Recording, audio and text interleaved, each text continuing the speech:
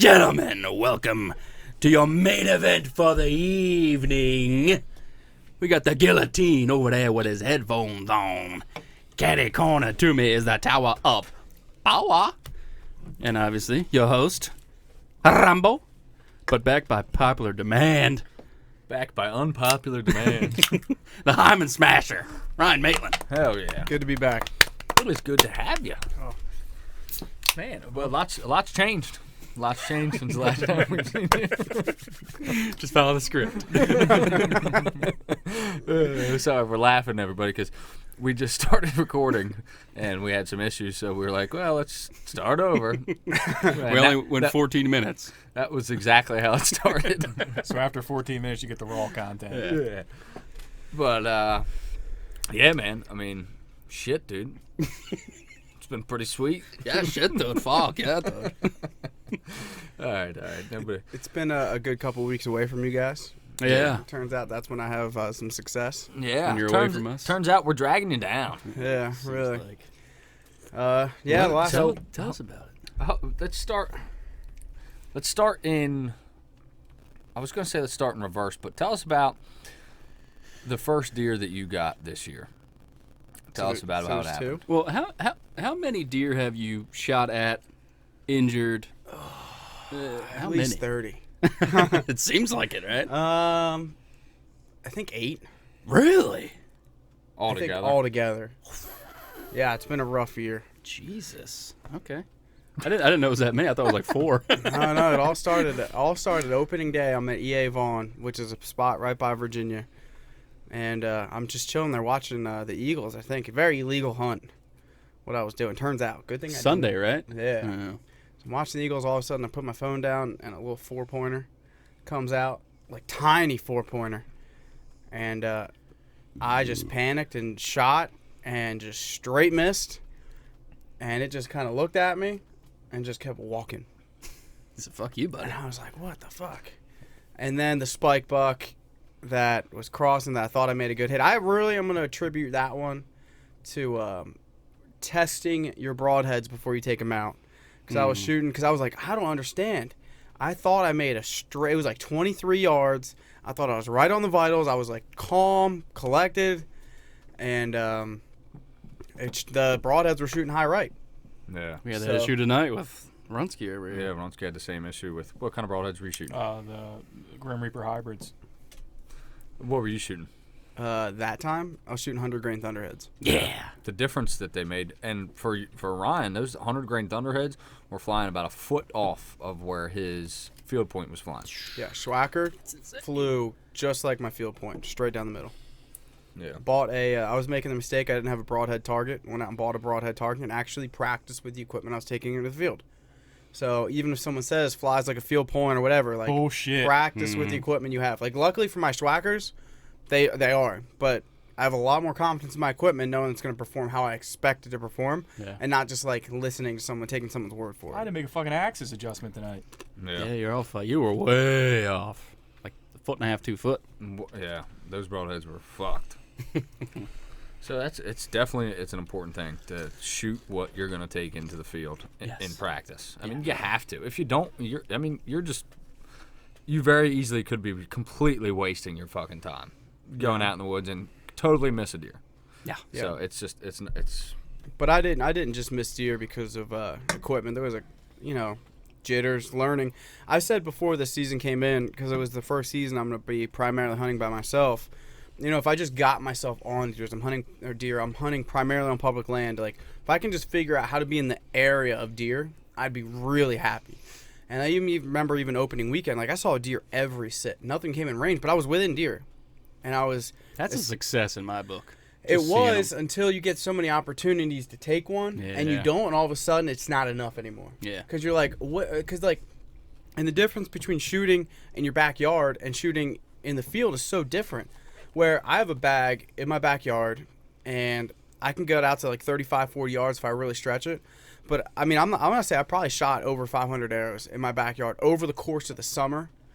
And I did not miss my target once. Obviously, I had some shots that were, like, not perfect. But if you're looking at, like, a deer, I didn't miss one time. So the fact that I was missing deer was like blowing my mind. What is wrong with me? Just the pressure, the situation. So hopefully got some of that stuff fixed. But I mean, it was a year like you don't want to be an animal coming into range and you're thinking, can I hit it? You know, like that's not where your mental state needs to be. No, that is a recipe for disaster. Yeah, I mean, so That could create some target panic. Yeah. So Fast forward. you overcame. How? Yeah. What transpired? So your first deer of the season. Tell us all about it. We want to know. So it's the night before Thanksgiving. I'm hunting a spot that I was very familiar with. It's an archery only spot right by my house, probably like 10 minutes. I have not seen many cars in there. Like I've only been there hunting with like other people like 2 or 3 times. So I really like this spot. I've gotten to know it pretty well. And where I was sitting is a spot. There's a winter wheat field that's on private land about, I don't know, 50, 75 yards behind me. But I'm kind of sitting between their bedding and that field, and I'm sitting in like a marsh area, like it's real wet. But I'd seen deer there before. There was a really good sign, and the beauty of like that kind of marsh is that one rain comes, and I think it rained like 2 days before that you can kind of go there, and if you get there early enough, you can kind of see where like the heavy trafficked areas are.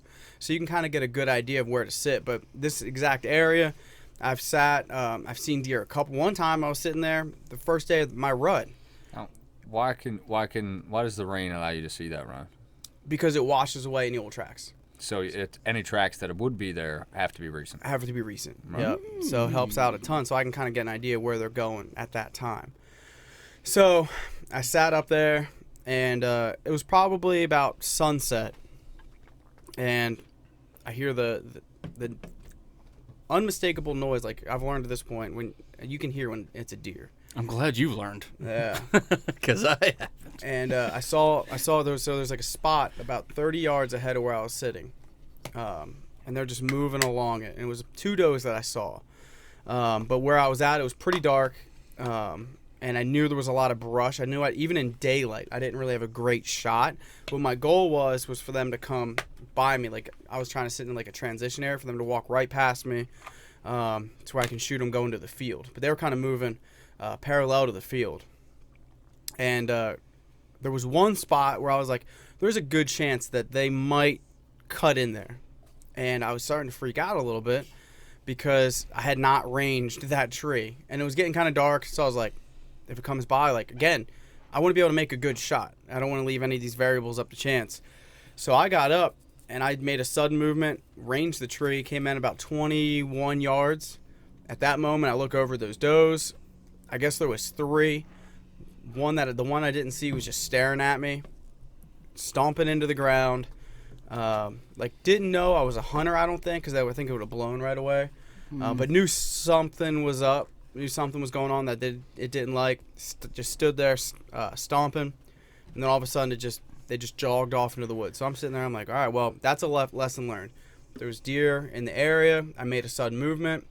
I was like, next time I'll be more prepared. And then I even like was moving around, and I've got a summit climber, so it's got the bungee cord going across. And at the time, it was too far, like close to where my feet are. So I stepped on it, and it made a huge racket. I was like, all right, well, my day's over. I'll just wait until last light, and then I'll climb down. And it's probably like 5-10 minutes after sunset, and it was getting pretty dark. And all of a sudden, I hear another deer. I'm like, okay, what's going on here? And I see a shadow of a figure coming through that brushy area, and he's going right in that area that I ranged, like the exact spot. He walks, I'm waiting for it, it's dark, I'm even contemplating, like, should I take this shot, should I not? And he walks out, and all I see is a dark body, and I saw antlers. So I knew it was a buck. I didn't care whether it was a spike, 4-point, 12-point. I just wanted to shoot something. So it comes out, I can see about the front half of it, it emerges from a tree. I shoot, it takes off, sprints, does a U, and then I thought I heard it crash. Thought I heard it crash, but at the time I was so low in confidence, I was like, whatever, probably just stop there because I missed it clean. So I was so pissed off. I was like, the whole day, I was like, shouldn't have taken that shot at night. It's too dark. What was I thinking? I'm just going to injure a deer. I climbed down, and this is how like low confidence I was that I missed that shot. I climbed down. I was so pissed off. I remember like I was getting caught in like a couple trees that were like on the. I was like, you motherfucker, like cursing myself out, and like I was just so pissed off. And I climbed down and I adjusted my stirrups.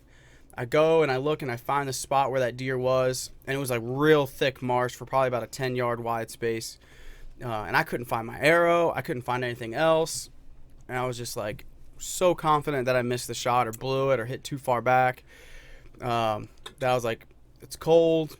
I'll just come back in the morning and just go look. So I left the woods that night. Literally was just chill the whole night. I think I watched a movie, just relaxed. Woke up in the morning. I woke up a little bit late. Almost didn't even go back because it was Thanksgiving now. I had family coming into town. I had to help Krista get ready. But I was like, you know what? I'm just going to go confirm that I missed. So I walk out there. I get to the spot, and I see there's no cars in the parking lot. So I was like, okay, I don't think anyone's hunting it. So I just walked right to the woods, walked right to that spot. Could not find my arrow. I was like, all right, whatever. I'm just going to walk in the general area where I heard it go. So I walk towards the field, cut in, and I see its body just laying right there. I see it's the white tail. Yeah, buddy. So, it probably went about 50 yards and just dropped. Where I thought I heard it crash, where I thought in my head, I was like, oh, it just stopped. It crashed. It went down. We can tell where the spot was. It was definitely double lung. Wouldn't be surprised if it hit a little bit of heart. But that deer was, that whole time I was pissed at myself climbing down, and that deer was dead. Fuck yeah. But at the time, I didn't know like where I hit it, if I did hit it, and I didn't want to spook it if it was a gut shot. Have you thought about lighted knocks? I have. That actually made me look into it. Shit, they're a beautiful thing. Yeah. Yeah, they help you tell where you shot a lot and where you hit the animal. And you can find the arrow. And you can find the arrow, yeah. You would have had no doubt. I would have had no doubt. Yeah. No. That's incredible to me how just downtrodden your spirit was, as far as like You just left. you were like, yeah, I suck.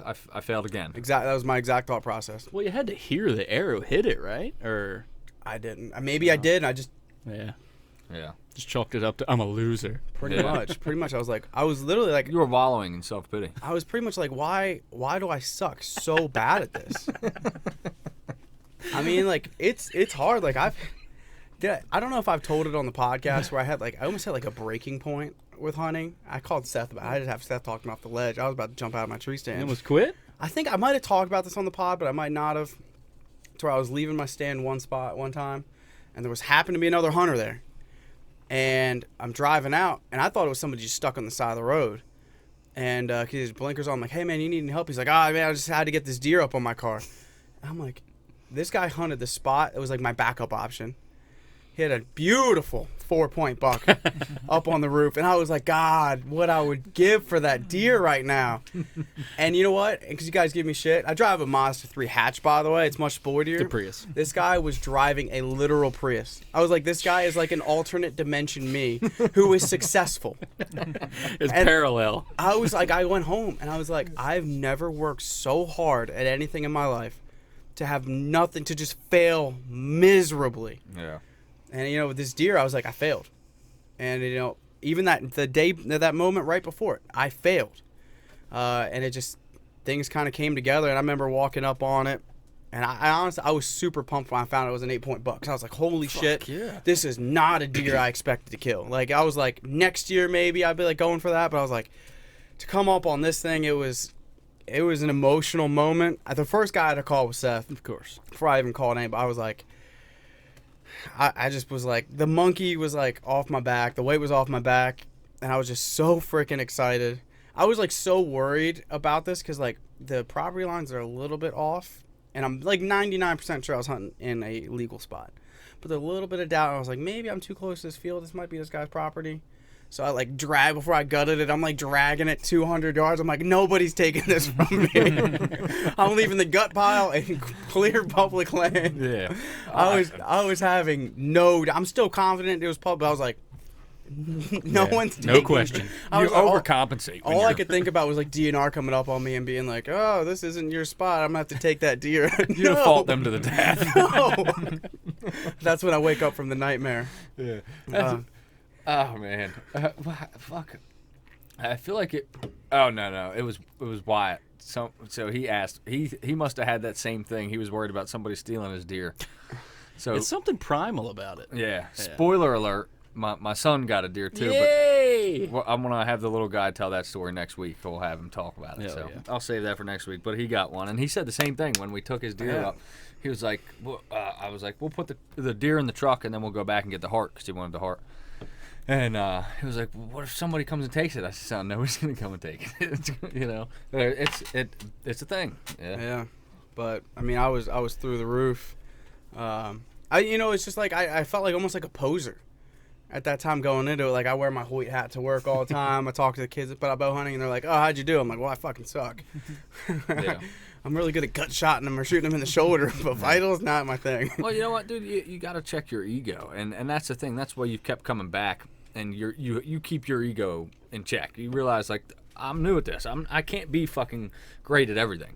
You know what I mean? You could be a great coach. You know what I mean? You can be good at a lot of things, but this is something you're new to, and you've kept that in mind, and that's enabled you to have a student's heart, and you're receptive to criticism, and you're receptive to trying to change and better yourself in a lot of ways. Yeah. And that's what's enabled you to have success that you have had, even though it may be just the a little one bit so and a lot far. of failure. Hey. But hey, it's better than nothing, you know. More than most. Yeah, a lot Their of people. second year of hunting, Yeah, public land. Public land, and like what makes that deer super special to me, I'm getting it Euro mounted, is like obviously like I'm super grateful for the guidance you guys have given me over the last year. I wouldn't be even close to the spot I'd be in now if it wasn't for you guys. I'd be blowing deer all over the place. I mean, last year Seth's like trying to explain to me how the freaking wind works in relation to hunting deer, and I'm like, what? And again, I still have a ton to learn. I'm sure I'll look back next year and be like, okay, like last year me was a total dumbass. yeah. But I've learned a lot of lessons this year. But I was so proud of that deer because it's a spot where nobody helped me. Nobody even told me like, hey, this public land spot's good. Nobody told me like, hey, this is where to go. Like I took the time. I scouted. I sat many times to try to figure out where they're going. I put myself on that deer. And I think for me, like that was the moment where I realized like I can do this. Like I'm a hunter. It's not like Seth. Because I mean, last year even I'll be like, Seth, what tree should I sit in and what direction should I face? Yeah. To like, okay, I'm making decisions for myself, and a lot of them have blown up in my face. But that one paid off, and I think I always look at it like, right when you think things are going to shit, right when you think things aren't going to get any better, it works out for you if you put the work in. Fuck yeah. So, how's your confidence changed? How's your mindset changed going into the woods now that you get that buck down, you take it to the taxidermist, the meat's in your freezer?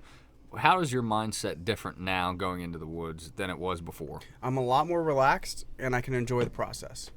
I can enjoy actual hunting and not thinking that if a deer doesn't walk out, like, is it ever going to happen? You guys know last time I was on here, like, I could barely stand because my back was killing me. I couldn't sit down. Like, every step I took was excruciating. But because I hadn't had that deer, I needed to get out there and hunt. And even, like, after, I'm going out in the woods by myself, like, probably should be taking some time off, but I hadn't gotten a deer yet. Mm-hmm. Yeah. And so the first thing I did was I took like a week off because like it allowed me to relax, be like, okay, this happened. Like obviously my work's not done yet, but at the same time, like I can like not make this my apps. Like I'm not constantly putting myself in like a harm's way. It allowed me to relax. Like, and even our hunt today, like we didn't see anything, but I didn't really feel like I needed to see something for it to be a good hunt. Yeah. I think if I didn't get that deer, I'd be like, oh shit, if deer doesn't come by, like it'll never happen. Like you always feel like that, then the opportunity will never come again. And now I really can just relax, enjoy the process. I know I can do it. The target panic that I had, I don't know if it's necessarily like a straight archery, like a traditional archery target panic. It was more of like target panic on like a live animal, just because my confidence was so low. But I'm just enjoying it way more than I was, and I'm much more focused on the process rather than the outcome. Yeah. So I mean that's been a lifesaver for me right there. Like I've just really enjoyed that. I think that's critical too. Is when you're so outcome driven, when you've got this objective, you're just trying to kill a deer. Like that is all you want. It makes you. It gives you that tunnel vision, and you can't appreciate the process, and you can't focus on the little things because you get just obsessed with getting this deer. And once you finally get it, it's like everything just opens up. The lights turn on, and you can see a little more clearly. You have more clarity, and the pressure's off, and that's a huge thing. Yeah. But I mean, that deer is very special to me, and I think my entire life. I think I'll honestly look at that mount, because if I look now, like if I think this is the only drought or dry spell I'll ever go through, I'm kidding myself. And I think that deer I'll always look at and be like, hey, in a second things change. Yeah. In a second, right when you think things are going to go right, it works out. Well, Ryan, you've officially entered on the board, my friend. On the board. Points. May I do the honors? I would love nothing more. 3 points on the mother-sucking board. Man. Phew. But wait, there's more. But wait.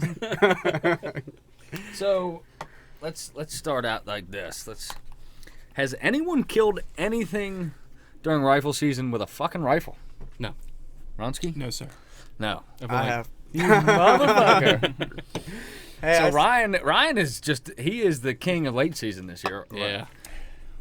Well, your buck was still November, but damn, man. Yeah, this is the first year I think, and I can't remember how long that I haven't killed something with a rifle. Yeah. And I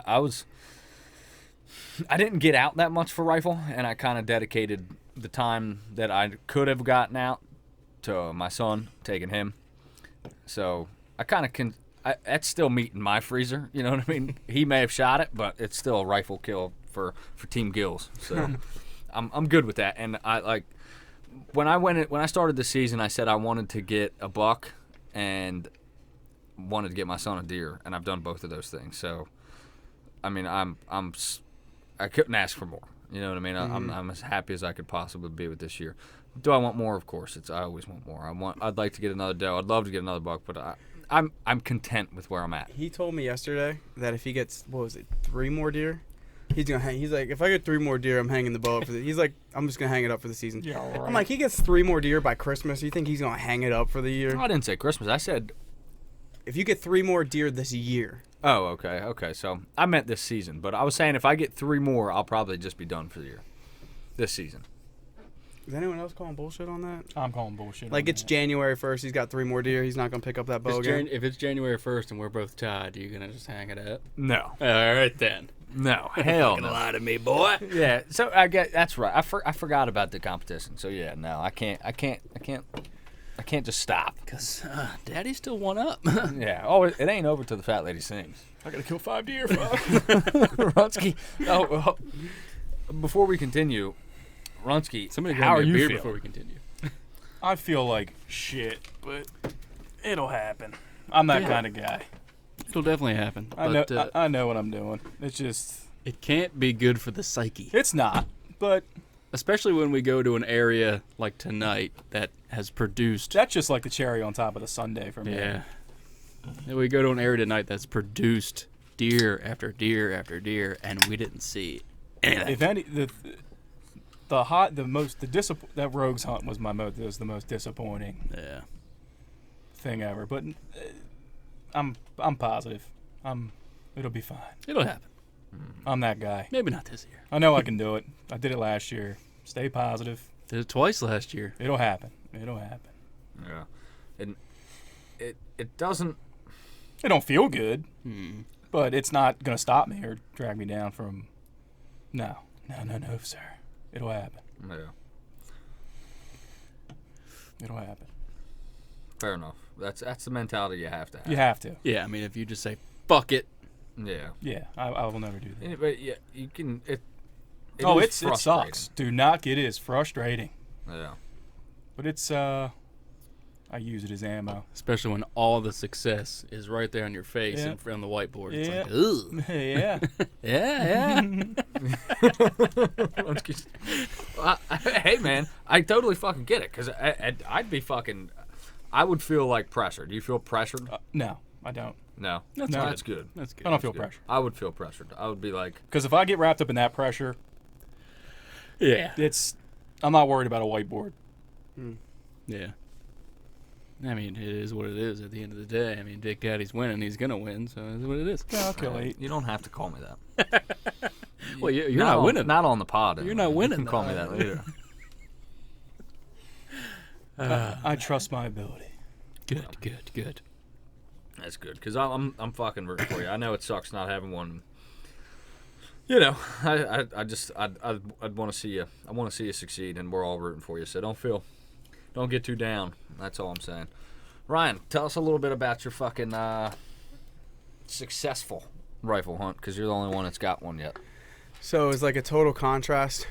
I'll take one. Total contrast to any hunting I've ever done. So my business partner, his family owns a farm in Hebron, Maryland, and they got a redneck blind in the middle of it. And let me tell you what, it was an experience because like I'm used to like what I've learned like playing the wind and like how to approach a morning hunt. We literally went into the field in the morning with with the wind blowing directly where the deer were going. But he tells me, he's like, I see deer here every time I go. Every time I go, there's deer. So it's like literally a cornfield with a giant corn pile in the middle of it. Hell yeah. Like I was like, what the fuck is this? So we get in this redneck blind, and it's got like windows going all around it, and he's got a heater in there, dude. I'm just chilling. He's got like 2 swivel chairs. We're like literally having a He's got a blowjob machine in there. we're having like a conversation in there. He's like watching YouTube videos on his phone. I'm like, what the fuck? I do that all the time. That's a good friend. Keep that guy close. I was like, hey, it's going to be a resource for me every rifle season. How come you can't bow hunt it? I was supposed to be able to this year, but his dad or his father-in-law is like really weird with like the crops. Okay. I don't know. They had like a lot of flooding this year around like the pumpkin season. Then it was like it didn't clear up until rifles started. I get you. Okay.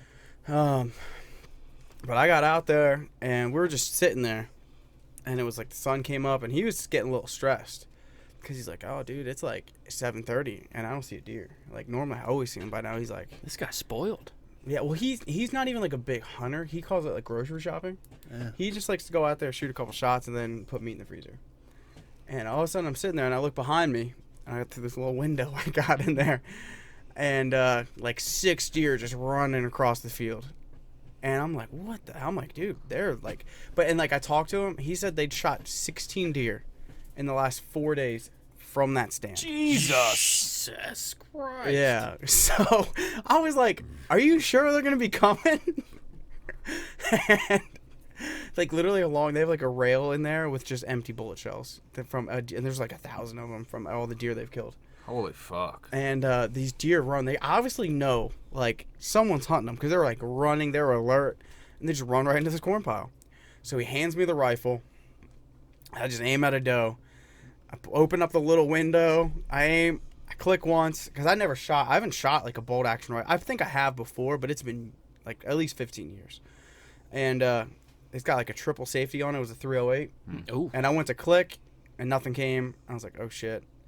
And then I realized that the safety was still on, so I put it up, just put it right on a deer's shoulder. Boom! And that deer, I just watched it, like, just scamper off in the woods. My buddy's like, because I was like, holy shit, I did that. My buddy's like, give me the rifle. So all of a sudden, I hand him the rifle. He goes, boom! He shoots a deer. Jesus. Then he hands me back the rifle, and I'm just waiting for him to pause. I'm trying to double up. By that point, they were in the woods, and we're like, all right, we got to get the fuck out of here. So how far away was the shot?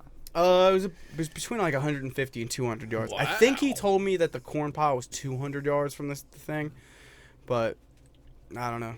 What kind of scope was on it? It's just a vortex something. I don't know. Vortex makes nice shit, dude.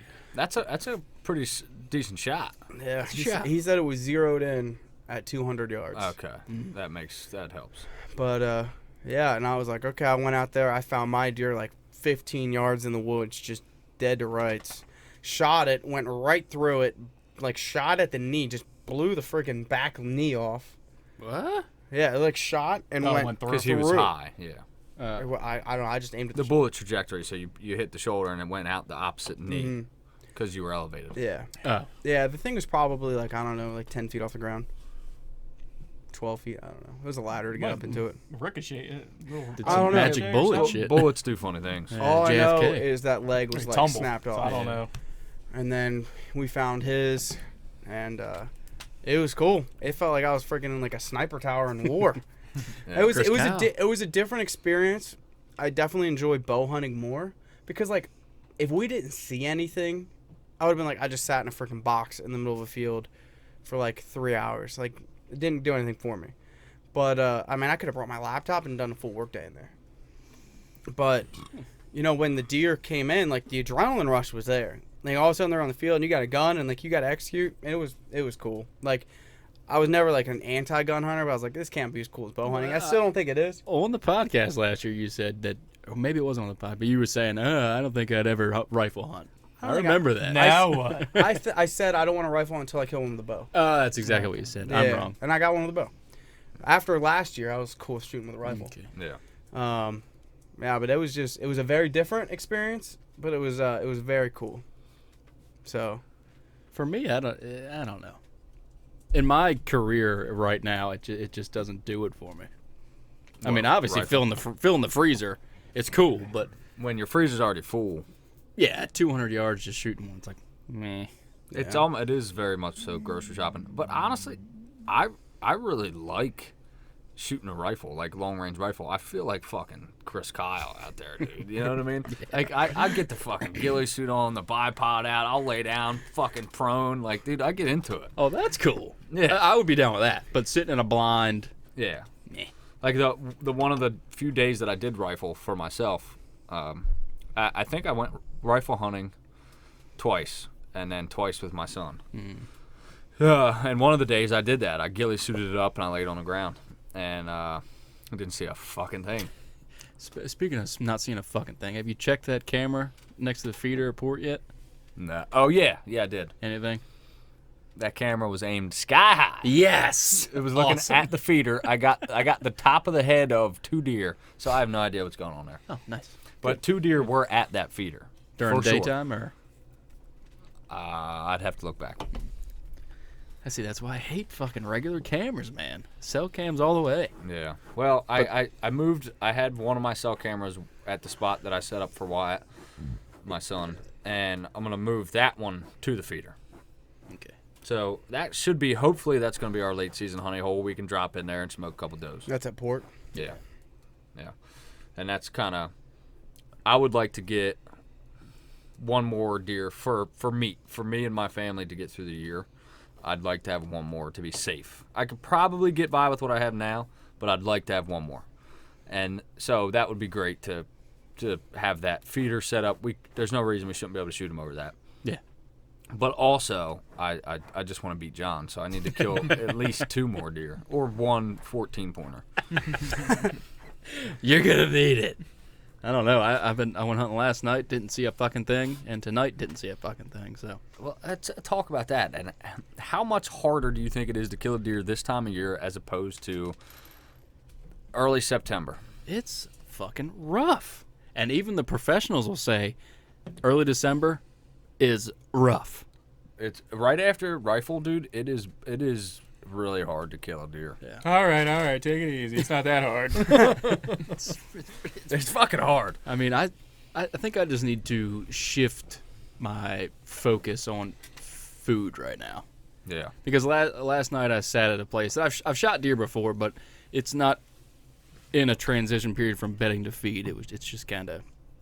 I'm sure it is in the early season, but right now that there's no foliage on the trees. And that's another thing. When all the leaves fall and you can see for hundreds of yards in the woods, And here the deer change. Yeah. They're a lot harder to hunt this time of year because they can see and hear a lot better. And the cold weather sound we talked about that an episode before will travel further, so you can get away with less. But a good tip for people who, if you're still trying to get on deer, especially if you're on public like Runsky, try to find some good red oak groves. You catch a goddamn fucking dog. Catch a grove of some red oaks. That's a decent food source for right now in like big woods, because they'll go there and they'll tear up them red oaks off the ground. So that's a good spot to hit. But John's absolutely right. They're on that hardcore bed to feed. Yeah. Like, I know there's that secondary rut thing that just kicked off, but that's almost something that, in my opinion, and I have limited experience in this, but from what I've seen, not a whole lot is really going to change. You may see some sporadic chasing. You might see that in that early section of December. What it is it's a month after the rut. Any does that didn't get bred will come back into estrus. Up till, I think, 7 times, actually, they can do it. But it's almost unheard of to get past the second time. But they'll come into estrus. So, like, some people might change up their tactics according to that. And I personally, I think that's a waste of fucking time. Yeah, you can't change your tactic for the chance of a doe coming into heat. Right. Then there may be 1 or 2 on a property. And even then, if you're just on bed to feed, which is what does are doing anyway, you're still hunting the does, which is, if theoretically that was a thing, should be your bucks anyway. So right now, it's just food is king. Yeah. So you think like the second rut's something you kind of luck into rather than like something you plan for? I just don't think, I haven't seen enough to really think that it's worth really changing your tactics. Like the juries have like all these seasons, like 13 fucking sections. Mm-hmm. It just, to me, like this second rut, if you want to call it that, honestly what it is you may have 1 or 2 does that didn't get bred, if any. Or yearlings that hit a certain body weight. Yeah. One coming into season. They'll come in. And that could even be not a month after. That could be January, February. Yeah, it could be any time. It could have been just a few weeks late. Could have been late November. But to change your tactics according to that, I just don't think there's much sense in that. No. Personally.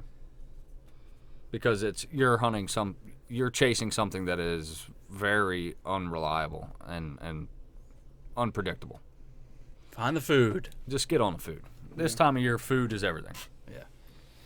Faux show. So I got a question for you guys. I talked to Seth about it, but I'd like your guys' opinions.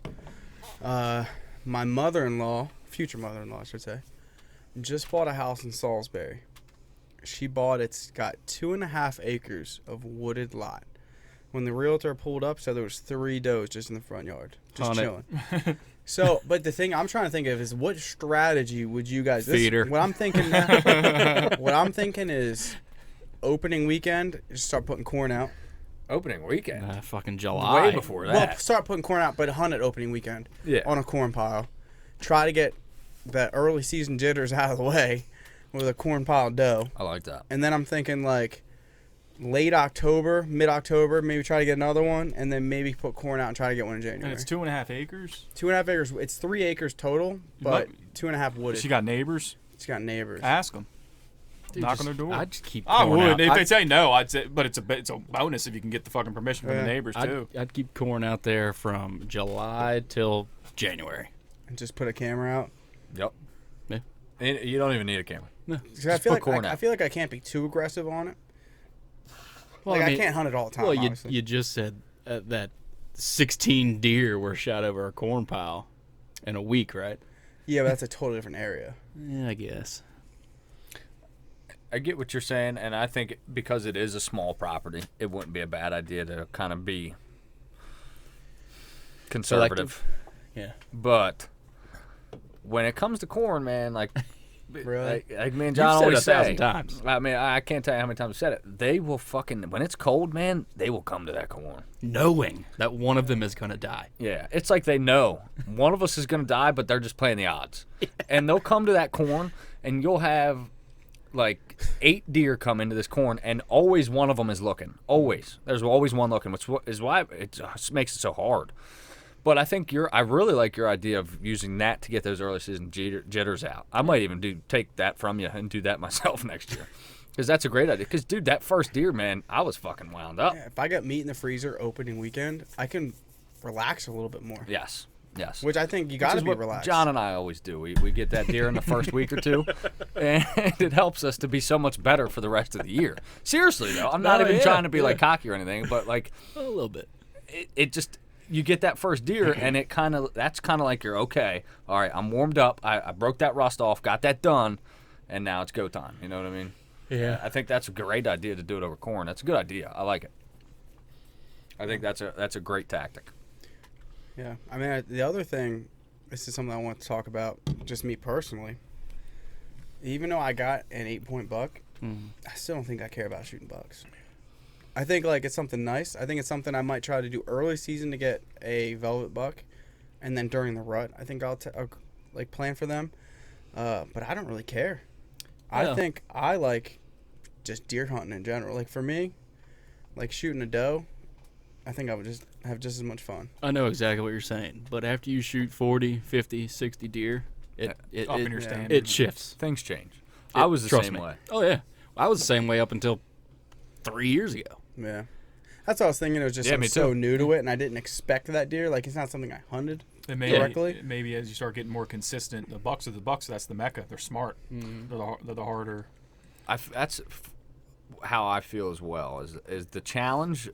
There's almost no challenge. Not trying to be cocky here again. Not trying to piss you guys off You're either. slaying does. But yeah, to me, I can kill does. I know I'll kill does. It's not like, oh man, am I gonna get a deer this year? I'm gonna get deer.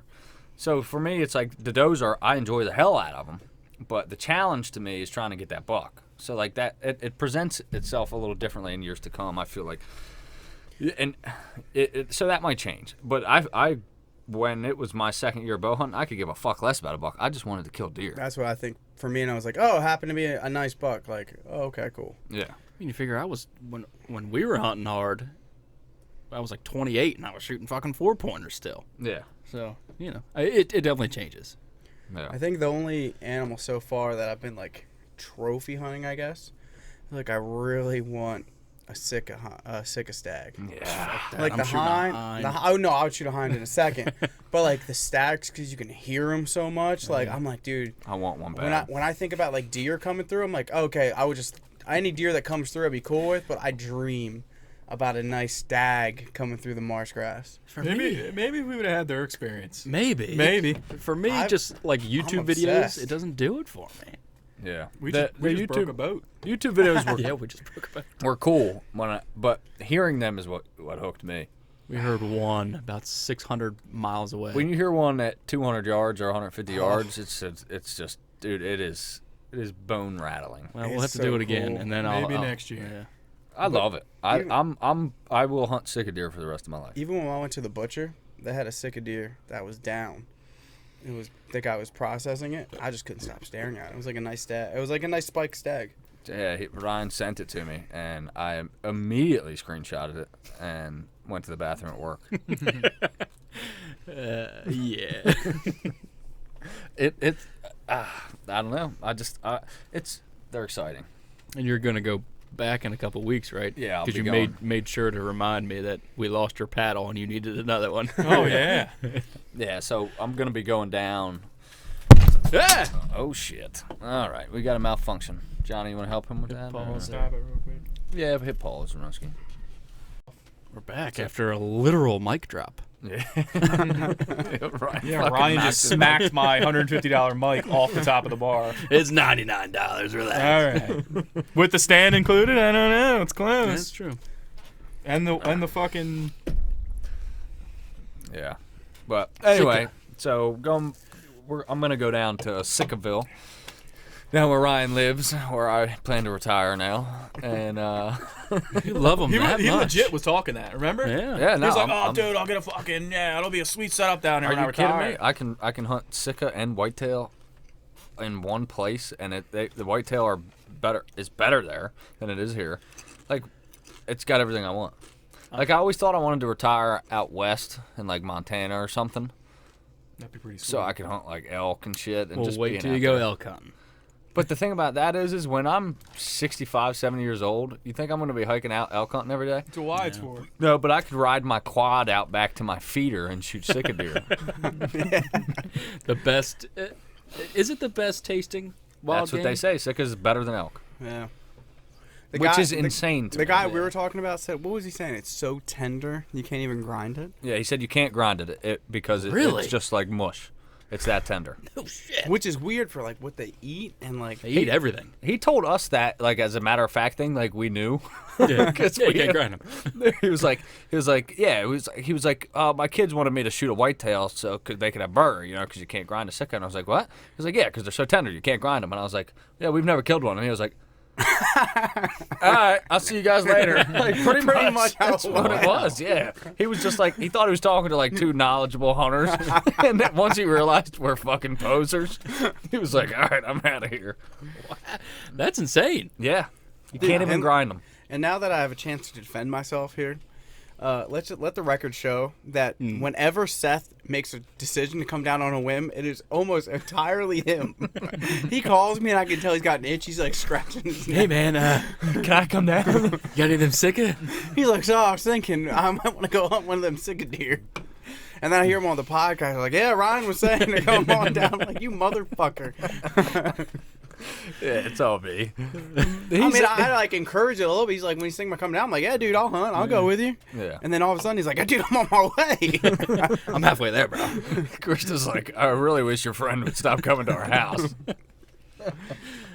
Oh. He snapped us on like a Wednesday at like 4 a.m. on Ryan's couch. Like, what the fuck? Whatever. I love them. It's just, hunting is, it almost, for me, sicka deer is almost like starting over whitetail again. The excitement. You remember that, John? Oh, I know. Oh, man. Eons ago.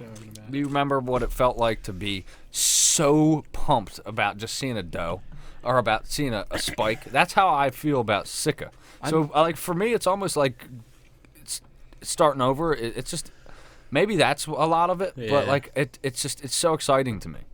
Dude, I miss the feeling of shaking when a doe walks by. Dude, I will shake like a fucking dog shit in razor blades if a hind walks out in front of me. I guarantee it.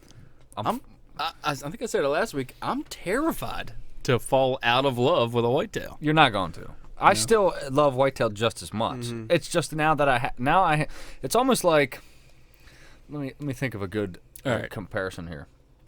Which would you pick for a guaranteed trophy? Iowa for a guaranteed trophy whitetail, or the Eastern Shore of Maryland for a guaranteed stag? Stag. See? That's what I'm talking about. I get what you're saying. I get it, but you got to understand, like, I feel like I can kill whitetail. I'm confident in that. Yeah, but you can't kill fucking 170. Yeah, but I can't fucking kill any sicka deer. So it's kind of hard to it's hard to say it like that. I'm not going next year. I think once you kill one, like, it'll level things out a little bit. But right now, I'm obsessed with them because I haven't gotten one. But they're still, I think, regardless, like, they're super fun to hunt. Mm-hmm. And, like, I think I love hunting whitetail, I think I'll be hunting them, the sicka, forever. But just in some capacity, like, during the rut in October, like, you bet your ass I'm going to be out in that marsh hunting them. But just like in November, like, I'm going to be hunting whitetail. Yeah. You know? Just, and I think it's a different critter. It also solves my morning dilemma to where I have a lot of free morning time. Sicka deer hunting year round is better in the morning. Yeah. Yeah. So and like you said, so in October I can hunt them, in November I can hunt whitetail. It's cool having another option. It's almost like I feel like I live out west where you could hunt like mule deer and elk and fucking moose and that line. Like, for here it's all whitetail, and not that I have any issue with that, and I never did, but just having the options to hunt something different, to do something different, is just exciting. And even though it's the same state, where you hunt those deer, it's a whole new world. So different. It's two totally different habitats. It's herbaceous wetland to coniferous forest, or however the fuck you say that. What'd you just call me? Better check your tone, son.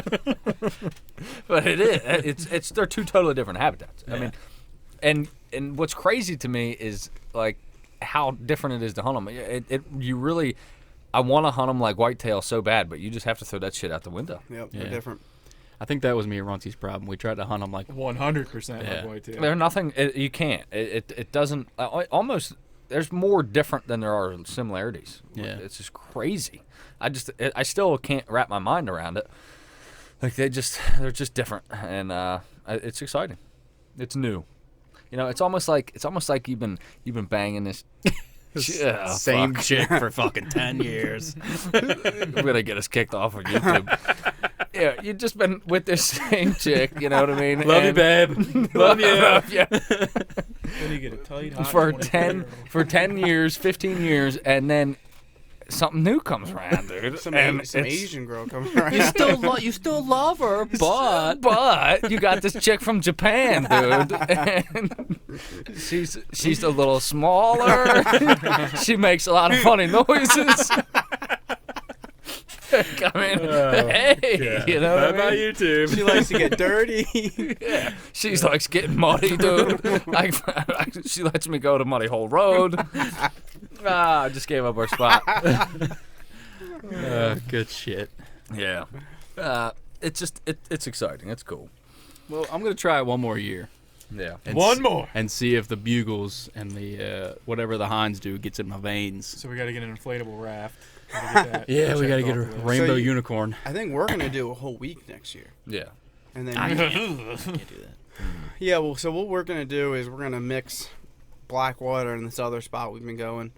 So when you guys come, we'll probably try to find out which one's gonna be a little bit more successful and do that. But I would definitely get your Blackwater passes like in July this year. 100%. Hopefully, me and Ryan's suffering will benefit you guys. For sure. Yeah, for Because sure. we'll be able to kind That's the of plan. Me and give Rusky you. just walk in and kill stags. You guys are just left empty-handed. It's possible. You know, you could say I'm a better Sycadere hunter than John. Yeah. But you'll never be a better whitetail hunter.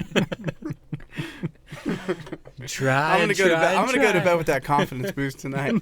Yeah, you are a better Sycadere hunter than me. Yes, you are. Yeah. And if I just try to ignore the word sicka Yeah, I'm a better hunter. of one species that's only local to Eastern Shore, man. They got free range ones in Texas, too. Are they free range? They break out of a fence. There's free But- range, yeah. But they're totally different animals. The largest population is in Maryland and Virginia. But like, I was even talking to a guy, and he was telling me that like the Sycadere in because the Sycadere that were introduced in Dorchester are not the same ones that are introduced at Astig.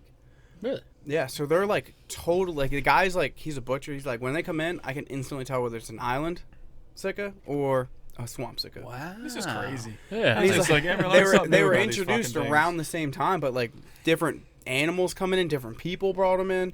Like even if you look at the Sycadere in like Europe, like they're pretty popular over in Europe. They're totally different animals. The antlers almost look like moose antlers. Scotland or Ireland, somewhere Red stag. fucking. Yeah. Yeah, they're big stag. Red stag. Holy shit, Yeah. I'd love to. They're fucking dope. Yeah. But, like, That was real big. That's what like the Carolinians hunted in like the Dark Ages. That's like red stags were the thing. That's what all the royalty were hunting and shit. Terrible whiskey. Yeah. Yeah. Oh, it's Well, awful. what I thought was cool, Ryan told me this, I didn't know this at all, was the Sika actually have a little like ivory tusk in their mouths. No shit. That's just how like- that's how they whistle, right? Yeah. Scream. Yep. That's Just how the elk do it. Yeah, Yep. same as elk. The guy literally took them out, pulled it up, and showed it to us. Yeah. They're literally mini elk. Do you like do you dig that ivory tusk out like elk hunters do? I would. Yeah. I know it was super cool. Like even though like their mane was like it almost looked like oily. Because like you can tell like it's probably for like water resistance. Yeah, of course. Yeah. Yeah. It was very it's like looking at it, it's a total different animal. Which it just blows my mind that Maryland can have something like that. Snakehead, Sitka, we got it all. Come Steve on. Ranella just ruined I mean, it for everybody. If you're on the Eastern Shore though, or like you're in Maryland, like obviously like if you're an all around general hunter, what other state would you really want to live in? Like in Maryland, you can go black bear hunting. You've got great turkey hunting out west on the Eastern Shore. You got Sycadere. You've got decent whitetail. Like obviously the whitetail aren't in Iowa, but what else are you hunting in Iowa? That's the reason. Nothing. That's the reason why I'm going to retire right here. Because everything I need is right here. Is there cool stuff? Am I going to hopefully be able to take trips out west to hunt fucking mule deer and elk? Yes, I want to do that too. But everything I need is right here. Yeah, you made a good point when you're like, you can't hunt elk effectively. Like, I can't just leave work and just go spend 4 hours in the woods and hunt elk and expect to have success. But we could if we're retired, we can fly out there or drive out there and take 10, 14 days a year. But that's really all you need with elk. Yeah. But whitetail they give you that ability to be able to do that. Like you can leave work and go, or knock off work a little early. So that's why they're America's most hunted game animal, because the access, they're accessible. You know what I mean? You can do these couple hour trips. As to like some of these other animals like elk and mule deer, you can't just leave work and go hunt them. Yeah. I mean it's not feasible. At least not most of the time. Especially for elk. I mean, Jesus Christ. Anyone? Yeah. Yeah, line them up, sister. So, should we talk about Hoyt's new bow release? Ooh. Bow's release? Yeah, I'm. It's kind of like they called it a Ventum Pro. It is a Ventum 2.0. And then on RX7 they skipped 6 because it's so much better. It's not. No, and they call the Ventum the Pro. It's the Ventum Yeah. Pro. Yeah. Yeah. I mean, I think they look great, and I'm sure they shoot fantastic. I'm not going to judge them off of just looks. But, I mean, off of if I am judging them off of just looks, I'd say Matthews fucking knocked it out of the park this year. And last year was Hoyt's year. This year's Matthews' year. Matthews won. Yeah, He definitely won. I think the ingenuity was better. Now, as far as shooting them, I haven't shot either, so I can't say which one shoots better. But just off of glance and off of, like, bells and whistles, I think Matthews is better this year. Don't go shoot any of them because you're gonna walk out with a new bow. Oh, I'm terrified. I will. I want to. I already plan on going to Autumn Scout and getting a new V3X, so. Are you? Are you gonna go? No, I can't. Guys, no respect to the new PSC bow. No. That's solid. don't get me That's started. solid. The solid riser is fucking lame. Well, the fucking RX7 looks the exact same fucking way. Kinda, but it's not all solid. It's pretty solid. What's the benefit It of solid doesn't. riser? Dead in the hand? It doesn't Who look knows? anything like the RX4 or 3 or 1. No, but the PSE bow is fucking expensive. Not that the Yeah. Hoyt isn't. It's $2,000. It's $150 cheaper, but it's still. I mean, I don't know about I'm carbon. disappointed with Hoyt. I'm really disappointed. Does Hoyt tend to follow Well, they trends? can't. It can't. How We much talked- can they do it? They can't every year. They can't fucking just come out with the best fucking thing. well, then why do they keep fucking upping the goddamn price? Yeah, fucking thank Joe Biden. And how many people do you think, because I've seen a lot on Facebook, how many people do you think, percentage-wise, are selling the bow they bought last year to get the new bow this year? Well, people do it with Quite a vehicles. few. You're going to do it with everything. Oh, you're out of your mind. Yeah, I agree. Especially when the specs are exactly the same. The exact same. And I love how Hoyt was, they touted that the new RX7 is lighter. It's the same weight as an RX4. So it didn't get any lighter, really.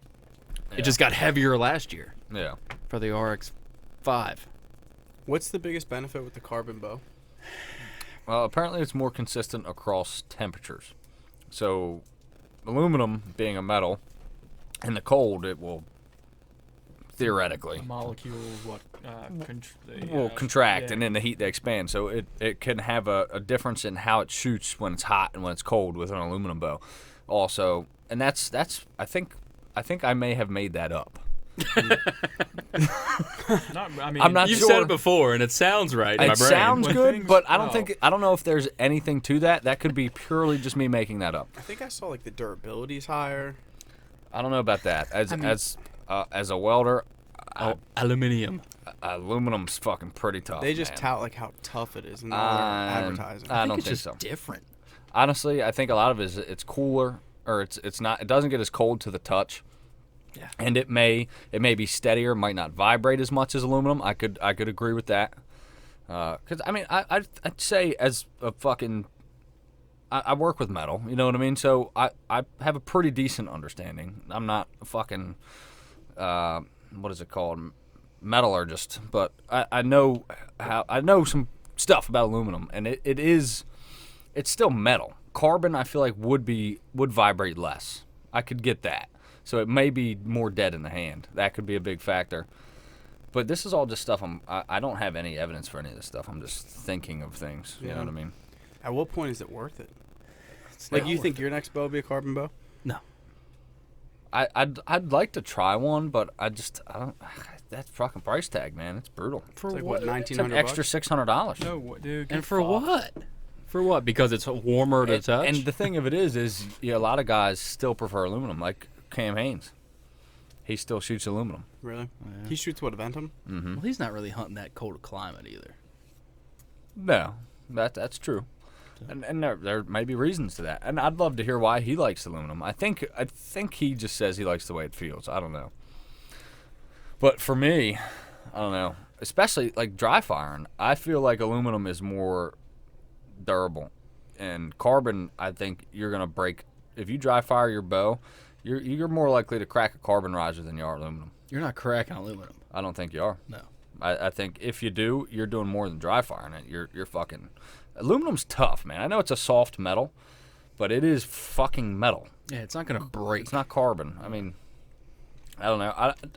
This is all speculation. Yeah, we're just talking shit. And for anybody, if this is your first time tuning in, we're 4 dudes sitting at a bar talking about fucking hunting. So don't take anything we say like it's fucking gospel or nothing. We're just talking Probably out of our should. ass. A little bit. If I say something, you should probably take it as gospel. One thing Hoyt did come out with, though, I told you about that I liked, was the fucking the stand. Or the bow. That was pretty cool. Yeah, Did but you see that? how much is that going to cost? Oh, God. That's not the point. $150. Exactly. But it's all made out of carbon, dude. That That's is fucking cool. sick. It is cool. But I'll take my $20 one off fucking Amazon. I don't know. I'm going to buy that. I am. I think that's cool. Especially I for would the buy tack. it. I would buy it. Yeah. If And it's fairly reasonable. I don't know how much it is, but it's probably $150. it probably is. Dude, I think it's sick. I think that was a good guess. I should be on the prices right for archery equipment. And it threads in behind the stabilizer, right? Mm-hmm. Dude. I think it's got like a quick detach too. I don't know. Really? That would only probably work for like the Ventums. Right? Yeah. You have to have the bottom stabilizer hole. It won't work on your bows. Now does Hoyt I don't follow want it. Does Hoyt follow trends where like it seems like John's got the Helix, I've got the Axius. They're essentially the same bow. Then they came out with the Ventum, which is something totally different, and then they came out with the Ventum Pro, which is essentially the same bow. Yep. You think like every 3 years do they tend to? Every so often they'll switch, but yes, pretty much. What you're asking, yes. But what are they going to... I just don't understand what they're going to do. We talked it. There's nothing you can do. They haven't got faster in 6 years. The cams are optimized. You're not going to change the shape of that cam. I love how they say, a brand new cam. You're still 80% let off. You're still 342 feet per second. What is different about it? How But it looks? That's not just Hoyt though. To clarify, Of course not. it's every bow, and you've been saying this for a while. It's like we've kind of reached this point to where we really can't make them much faster. The let off is still 80%. I mean, or 85% being what you're getting. It's just we really haven't improved as a whole across the board. Now I feel like we're just coming up with cool shit. Yeah. Like the sight through the riser, the Accessories. Picatinny rail, the accessories are getting cool now. I feel like we've kind of hit a ceiling with speed and functionality. Until that next big breakthrough. Yeah, which I'd love to see them fucking pull out a bow that shot 400 feet per second. What does a Yeah. crossbow shoot for reference? 400. Over 400. 450. I mean, they have bows that shoot 380, but... Are you sure about that? Yeah, I mean, it's like a 3-inch brace height, and you Okay. they're not consistent. Well, Yeah. One thing you talked about that I thought was interesting, or was a good topic, was the limbs. Yeah, I mean, why isn't 80 to 90 a thing? What do you mean? Like, why don't they come out with a line of bows that goes to the pro shop, 80, 90 pounds? As easy as they are to draw now. Exactly. Like I see. I get like back in the day, like you don't want a 90-pound bow because it's just ungodly. But now I feel like if you're a strong guy, a 90-pound bow is as smooth as they draw now. It's totally doable for a lot of people Yeah, why should you have to spend an extra $250 to get 90-pound limbs. to get 90-pound limbs? Yeah. It should be a thing. I'm sure a lot more people would buy it than they think would buy it. I would like to have 90-pound limbs. I would love to have 100-pound limbs. Would you? Yeah. I'd love to see you pull that back. Dude, 100 pounds would be, I don't know. I can fucking row ungodly amounts of weight, but, I mean, it's different when you're holding it, too, and that let off. Okay, Like, so I you'd feel be- like I could very easily draw 100 pounds, but, man, that fatigue you'd be after, holding like, 20 pounds. for the tack, yeah, which really ain't much, but for the tack, like, when you're shooting a lot, you're going to have to really make sure your shoulder's conditioned. Okay. How about this? You have two bows. You take two bows of the tack. You use the 100-pound bow for the caribou. So you're flat shooting. Yes, because that's the thing about that high draw weight with long-range shots. Now, if you're just hunting, you don't need this, I know, and people get fucking worked up about this. I don't know why. Why is beyond me. Because either. they're not. Because- they're less than. Oh, yeah, yeah, that's what it is. Yeah, and it's like, yeah, but the thing about a high draw weight is the consistency in long range and how much better it will shoot. Like, if you have a bow that's got 100-pound limbs on it, you can shoot further way more consistently. Yeah. Which to me is what's so appealing about the limbs. I mean, also the kinetic energy, your what's the word I'm looking for? the power behind them is great too. But honestly, the long range stability is what I'm really pumped about. Like, I'd love to take that to the tack and shoot at that caribou with 100-pound limbs. I mean, how much more consistent could you shoot at 115 yards with 100-pound limbs? I bet it'd be significantly better. What are the Hoyt target bows? What's like the normal poundage for those? 50. 50. Yeah, they're just target bows. Just so you have like more consistency. Those with your bows shot. they're shooting at what are they shooting at for target? 25 yards, not even 25 yards, 15 yards. They don't reach out. They're meant to be consistent. Right. Yep. At 15 yards at a hit an X. Yeah. That's different. And their 3D. axle is like 42 inches. Guys who are shooting 3D are shooting much heavier draw weight. Yeah. I mean, like if you can, like consistently like pull back a heavier draw, like I think you put it really well on our group chat once. And you're like, why would you not want something that's going to be like more powerful, some more like ethically More taken powerful, animal? more If you consistent. can handle it. Yeah. God forbid you fuck up, you hit the shoulder. If you're shooting 90 pounds, it's ripping through that shoulder. Yeah. You don't have to worry about it. That's why I want it. I love it, dude. Hoyt, if you're listening, come out with 100-pound limbs. I want them now. I'm shooting 100 pounds. I think I want to get 80-pound limbs for the tack. I'm really thinking about getting them. Yeah, the old lady just walked in. I'm getting them. I'm definitely getting them. You are? I'm Hell getting yeah, I'm getting them with you. What's that? You shoot 70. Yeah. I'm getting 80-pound limbs. We So all I got shoot- I 70, shoot right? 70. Yeah. What do you think like the average hunter's taking into the woods? That's a good question. I'd say Under 60, probably. I'd probably say about Come in 60. a little one. Probably about 60. Yeah, I don't think. I'm sure a lot of If people I are had to shooting guess, 70. I'd say 60 pounds probably like. Yeah. Well, I mean, we're probably all average. shooting 70. Yeah. I think most younger guys are shooting 60 or 70. And then some older guys are probably shooting 50 and 60. I wish people would shoot what they can pull. Yeah. Because when you see a lot of videos of people, they are struggling to pull that 70-pound bow Yeah. back. Form. It should be mush. It should be grace. Yeah. You shouldn't be ripping your delt and your lat out of socket to fucking pull this bow back. Yeah. That's the thing. That's kind of why I'd really like to try 90-pound limbs before I bought them. It's a Like bump. 80, I'm sure I know I can pull that. Did you no see problem. Cam Haines' son try to pull back his couldn't do it. 90-pound? Couldn't even do Yeah. it. He is He's all muscle yoked. too. Yeah. Dude, but I But we're know what I'm doing. older. Like I feel like Cam Haines shoots 90 pounds. Yeah. yeah. Does he get them specially made from Hoyt? Mm-hmm. You see Cam Are Haines they pull that specially fucker made? back? Yeah. 90 Smooth pounds are silk, specially man. made. Well, I don't. But they're custom limbs. Yeah. You can't just buy a 90-pound bow. You Well, have to get those limbs. No, but can you buy 90-pound limbs? Oh, I don't know if you can even buy them. Yeah. I know you can buy 80. Yeah, you can buy 80 for sure.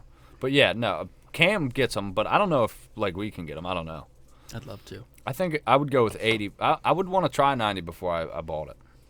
Give them to me right now. Would you? I want them, yeah. I'd want to try it. Cause I I'm could- worried about putting 150 shots down range at the tack, 200 shots, and then 90 pounds. I mean, You're fucking a string up quick.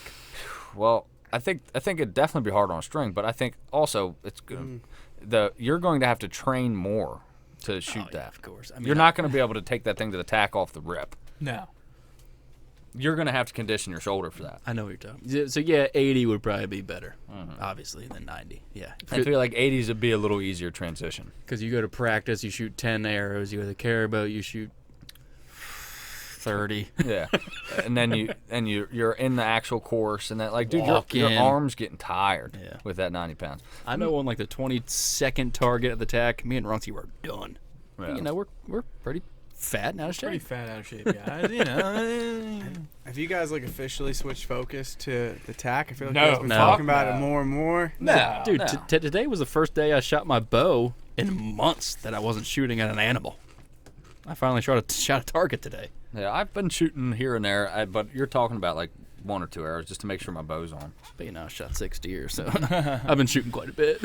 Are you guys thinking that you're gonna do a lot of 3D shoots this year? I think you guys can win some money. You think? Yeah, Yeah, You know, Daddy Guillotine over here? I totally think we could. I think it'd be do definitely it. worth doing. And I know the place. There's a really good outdoor sports shop near me. They do a lot of known distance Oh. 3D shoots. That's what I would want. Yeah, So- I wouldn't want to guess that shit. If you guys, I think the prize last year was like $500 for one of them. That would be cool. That'd be So cool. I think if you guys ever I'd want like to to do that, do you it got just- a place to stay. Just for the experience, I'd like to do it for that. Like, the money's cool, but I think it would be cool to do it, just to do it for the experience. Yeah, I'd be You know? down. I'd love And to. I feel like John and I can shoot fairly well. I mean, Runsky can too, and you. Not saying that, taking anything from you, but I feel like me and Johnny shake and bake, baby. You're fucking Dudley full. who? You're fucking full. You're out of your You're mind. out of your fucking mind. You give me something without a Shooting a pulse, bow- I'll kill it every fucking Shooting a time. bow since I was 3 years old. Fuck out of here. Well, hold on. Well, since you know what, I mean, Ryan was like, let's just do a long fucking podcast. we got So plenty of time. We got Who nothing gives a to do. UFC don't come on for another 2 hours. Yeah, fuck you. all right, so this is something I got some notes on here. See that thing by Sam? Oh yeah, your Oh, that's picture. beautiful. I look like a fat slob I in look it. like I got a Yeah, muffin it's a top in it. terrible picture, but it's a special moment. It is so. a special picture. Here, well, let's bring it on the pod so that people know what we're talking about. Can you crop us out of if- that? if Show you're- your pretty face. If you're not watching, you can't really see it. Got a glare because of plastic. Yeah, sorry Hold on, about hold that. Move- on. I'll move block it the light. Move it in closer and tilt it down. At that moment when There that you go. picture was being taken, I was shooting Our- and just our- injuring a 4-point buck. I was crying. So, Like when Wyatt shot Yeah. his first wife. I'm sure you guys touched on that, but yeah, a little bit. Yeah, did you cry? Sam said she cried a little. Oh, I was choked proud. up. I was proud like a fucking father. Yeah. Man, when you shot that buck. I took actually, it. John said, Oh, I "I'm thought you were proud talking of about Wyatt." asshole." You did call him an asshole. Oh, Wyatt? Yeah. I screenshot it. I like, even though Wyatt's like obviously not my son. I was like, It's this awesome. is so awesome. Like, cause I've known not Wyatt since he was so young, and like, I feel like as long, even if when I wasn't hunting, we talked about like when he was gonna get a deer. The joke for the longest time was he was gonna get deer before me. Almost Not happened. far off. I was like, I felt like a proud father, even though, obviously, it was. Yeah, It's cool. It it was is. cool. I sent it to Krista. It's a No, it's- powerful thing when a young man does something like that because it's so past his years. You know what I mean? And I posted about it everywhere because I was just so proud. That was a hell of a caption you put It on was. It just the people can't appreciate how difficult it is. You know what I mean? And that's what I tried to make a brief iteration of what he just accomplished and how big of a deal that is, and how tough that can be for an adult, let alone an 8-year-old kid, and for him to keep it together in the moment and make such a great shot. Shot that deer in the heart at 30 yards. Talk about it more next week Yeah, when he's Yeah. on. yeah, it was awesome. I love him. Drink beers with us, smoke darts. Pretty good. Here you go, nephew Wyatt. Have Yeah. a beer. He wants to come on and talk about it. So I was like, absolutely, son. But this is something me and Ryan were talking about earlier today, and I got a little pissed off at him. Ooh, okay. And I was like, "Are you? What the fuck, you Let me go pee yuppie first." motherfucker?" And it's funny because I think I broke the stool. This It's one's funny- broke too. I don't like this side of the bar at all. Yeah, you This hear one I that? think's That's a little John's broke, stools. too. Sam, will you please Is it? get I him know. some stools It, for like, Christmas? fat. Leans back and forth. Well, this one's really fucked. So we spare no expense for this podcast. Thank you, ladies and gentlemen. This podcast is sponsored by my employer. So it's funny that me and Ryan got into this conversation because Thank you. I also just seen it on the show on YouTube. You're watching it too, right? Another Week in November or something. What is it called? Yeah. Mhm. It's a really cool series on YouTube that Meat Eater's doing. And one of the guys on there was using gloves when he was field dressing a deer. And I saw that and I was like, geez, this fucking guy. And I immediately lost some respect for him. Who was it? I can't remember. I think, This is the guy that did the back 40. yeah, it's Mark Kenyon's crew, but it wasn't Mark Kenyon. I can't remember which Tony one of Peterson, them it was. Clay Newcomb. I think it was Spencer Newhart. I don't know. One of them He's guys. the one I didn't know. He's one of them guys, and he put gloves on to go to deer. And look, I guess I don't necessarily have a problem with it if that's what you want to do, but I wanted to bring it to the table, shoot or pass. Ryan, the way I connected this to us is today. Ryan pulled out this like little butcher set he had, and he pulled out this pair of gloves, and he said, "I think I might start taking these gloves in to gut deer." And I was just like, "What the fuck?" But the reason I want to do it, I'm not like grossed out by the guts or anything like that. But like once I got, and it goes, when I tried my ill-fated attempt to butcher this doe that I shot with the rifle in my backyard. I got blood everywhere, and like when I touched my hose, like I got blood all over like my nozzle, and I'm like, yeah, dude. Yeah, I'm trying to not have, like, Krista came home, she was like, yeah, I had a bloody handprint by the washer. That's awesome. Get used to it. Awesome. Yeah, but I'm like, if I just wore gloves, I can just take them off and go in the fucking house. It's not like it's gross. I'm just like, I'm trying to not have it everywhere with me. I get that. Yeah. So here's my question: shoot or pass using gloves to field dress deer? Pass. Pass. Shoot. I'm passing. Hey, the Drurys wear gloves. Yeah, I bet they do. But, you know, it's interesting, like, the videos I've been watching, they're really big on wearing gloves because I don't know what it is, but they said, like, change your gloves all the time because it can, like, make the meat bad, like, it's infected or, Before like, you know it, you're get wearing a bacteria. fucking mask while you're fucking. Yeah, You don't wear Wisconsin. a mask when you do it? I wear I what brought is it? that up. I wear an Did M95. you hear that? The Wisconsin thing last. Oh, the COVID. Yeah. Come on, get Wisconsin DNR says to wear a mask. I when don't gutting a know. deer. I don't know if I would do it Get while like gutting a deer, like in the woods. I'm like whatever, but when I'm butchering a deer, I think I would wear it. Dude, blood's memories, man. It's like your Euro. You get blood everywhere. You fucking think of your fucking deer everywhere you fucking I'm go. not doing that. Especially gutting one. Like, you got to wear elbow gloves. Yeah, like, them gloves ain't doing you a whole lot of good, and I just feel like it's introducing more trash. You're real likely to accidentally leave them in the woods, which I hate people that leave trash in the woods. I'd like to kick everybody's ass who does that. I left a couple beer cans in the woods today. You sorry. motherfucker.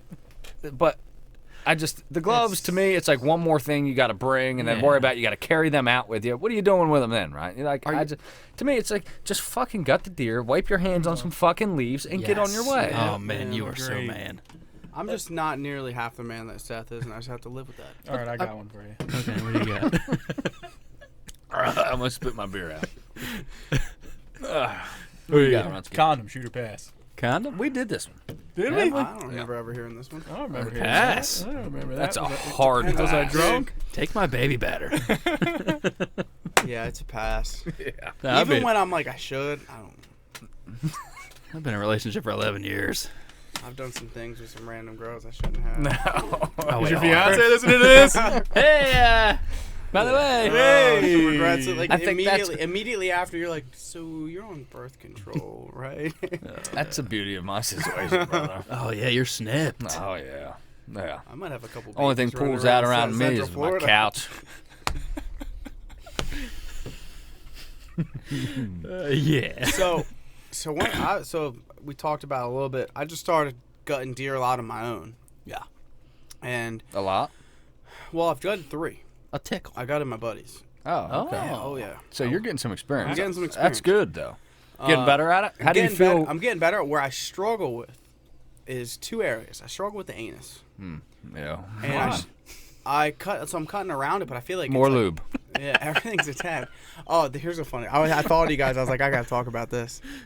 So I shot my deer, and I was like, I gotta bring this up on the pod as soon as it happened. And I'm starting to gut it, and I'm trying to cut around the anus. And I guess because I only shot the buck, I was only used to one hole. So I'm cutting around the anus. It took me like 2 minutes. I'm like, this is the pussy. Oh, shit. I've never done that. No. I'm like wrong because like that asshole sits a little bit hard. A little farther bit. up. A little bit. Just a tickle. So you cut the pussy out of a death. I did. Okay. You should take it home, you Jesus. motherfucker. Don't judge It's me in in my his free freezer right time. now. He knew what he was doing the whole time. Microwaves that thing. So I struggled. The guy walked up behind him. You cut the pussy out, dude. What are you doing? What? Oh, that's not the asshole. I didn't know. I'm like, but I I'm was still like, gonna do it anyway, though. Chris is like, "What's this in the microwave?" it was a vulnerable moment. But so I cut the pussy out of the toe. And but I struggle. He's the guy who never finds the clit. You guys have found it? No. But so I cut the esophagus, right? And then I start pulling it out. I don't know if I'm not doing a good enough job with the diaphragm, but when I get it down to like the pelvis, I can't pull everything out. You gotta give it a yank. Really? I feel like I just rip the esophagus every time. Yeah, whatever. Yeah, just rip it out. Go of it. No, all- like go it all like the- rips in my hand and then I have nothing to grab. Go Really? all the way to the spine with that diaphragm and just fucking yank it all the way out. Yep. And with the anus, man, just cut it out good. Make sure you get deep. Like, you're not, like, just cutting around it. You're stabbing in and, like, circling And then around. do you pull anything out or just leave it there to loosen it No, up? you pull it out. You have a really sharp knife to do that. Really sharp knife. when you after you do that, you can pull the sphincter out. Or you can get a tool like Runsky has. Yeah. Ronski's Gas got a- puller. Yeah. Yeah. I think it works great. The gut, I have that too. You Dude, stick that it thing in and works. twist it, Yeah. pull it. I've never tried it, but I'll let you borrow it. I'm getting a lot better at it, but it's still like the first time I did it, I was just so worried can't about like, overturn messing it. up meat. Yeah, you I rip fucked it. my first one up and ripped it. Rip The it. second one I did it, I nailed it. You can't overturn it. With the gut hook? No, with the fucking the anus puller. Oh, I thought you were talking about gut hook. No. Fuck it. Dude, that thing fucking works. he's got an anus puller. That's like what it's for. Yeah, I use it every night. Wow. Pull my anus out every I night. didn't even know such a thing exists. Can't overturn Yeah, it though. it's been around forever. Dude, it works. They used to sell it at Walmart. It's because it is like one of the more tricky parts about gutting them is getting the ass out. You gotta have a really sharp knife. You know, Yeah. I didn't know. I was talking to this butcher that we went to. He said a lot of people don't even gut their deer. what? What? Yeah, a lot of people bring it to him, and he guts it, and then He shouldn't allow that. Yeah, that's outrageous. What's wrong with those people that down was there? weird. Inbred? You must not be a busy butcher. Yeah, well, Imagine having to gut every fucking deer that was dropped off. go back and listen to what the Buckland the says. Buckland's I mean, they one? not only do they want you butchered, they want Rinse it it rinsed out. out and the ass out. I mean, you're just making more work for them, Yeah. more scraps for them, Yeah. more like that's you don't do that. And God forbid it takes a little bit longer for it to get to them when you don't take the anus out. Yeah. And they got a rotten fucking butthole in them. Oh, Doesn't it lighten up the deer? Oh, yeah, Oh. it lightens it up by 30, 40 pounds. Ryan, let me get your mark on the board because now you're at 4, brother. Four points. I actually have something to say about our points. You know, I have 6 deer. One was an 8-pointer. I feel like I deserve another tally up there. Right? What? How many tallies do I have up there? 8. 8 or is it 7? You got 8. I got 7. Oh, okay. Well, no, I have 6 deer. And an 8-pointer should be 3 tallies. Yeah, so that's 5 plus 3 is 8. Should be 6 plus 3. yeah. No, you got 6 deer total. Oh, it should be 6 plus 2, so 8. Yeah. You got 6 deer total. Yeah. So 5 of those are 1, You got 2 and then bonus 3 No, for the buck. 6 plus 3. Yeah, the buck was 3. You got 6 deer total. One was the buck. So 1 doe, 2 doe, 3 doe, 4 doe, 5 doe, 1 buck 3. gives you 8. Okay. That's right. And this is how We're not trying to rip you off. this I is think- how everybody listening just discredits any advice. They're like, you didn't even do fucking Dude, math. I almost failed high school because of math, so give me a break here, dude. So where do you guys want to finish this year? What Uh, are your goals? I like to. I'll leave that alone. I think I'd like to get one more deer. If I get one more deer with my bow this year, I'd be ecstatic this whole year. Even with my mess ups, would be 100%. It's like I almost think it's a success now. But like if I get one more bow deer, I disagree. You're a would be, failure. Yeah, I'm a failure, but like less of a failure. If I get one more bow deer, I think I'd be feeling real good going into next year. Hell yeah. That's a really good second year. Yeah. I'd like to. Now, are you asking me like what I want or what I'd be happy with? Because honestly, I'd be happy now. What do you want then? I want 3 more. Because I guess like I'm happy now, but I want one more doe. I want another buck and 2 more does. But that's almost like I know that's not going to happen. Yeah. It's just unrealistic. This part of the year is so hard to kill a buck. Not that it can't be done, but it is tough. And it is, but I think it's reasonable. I can kill 2 more does.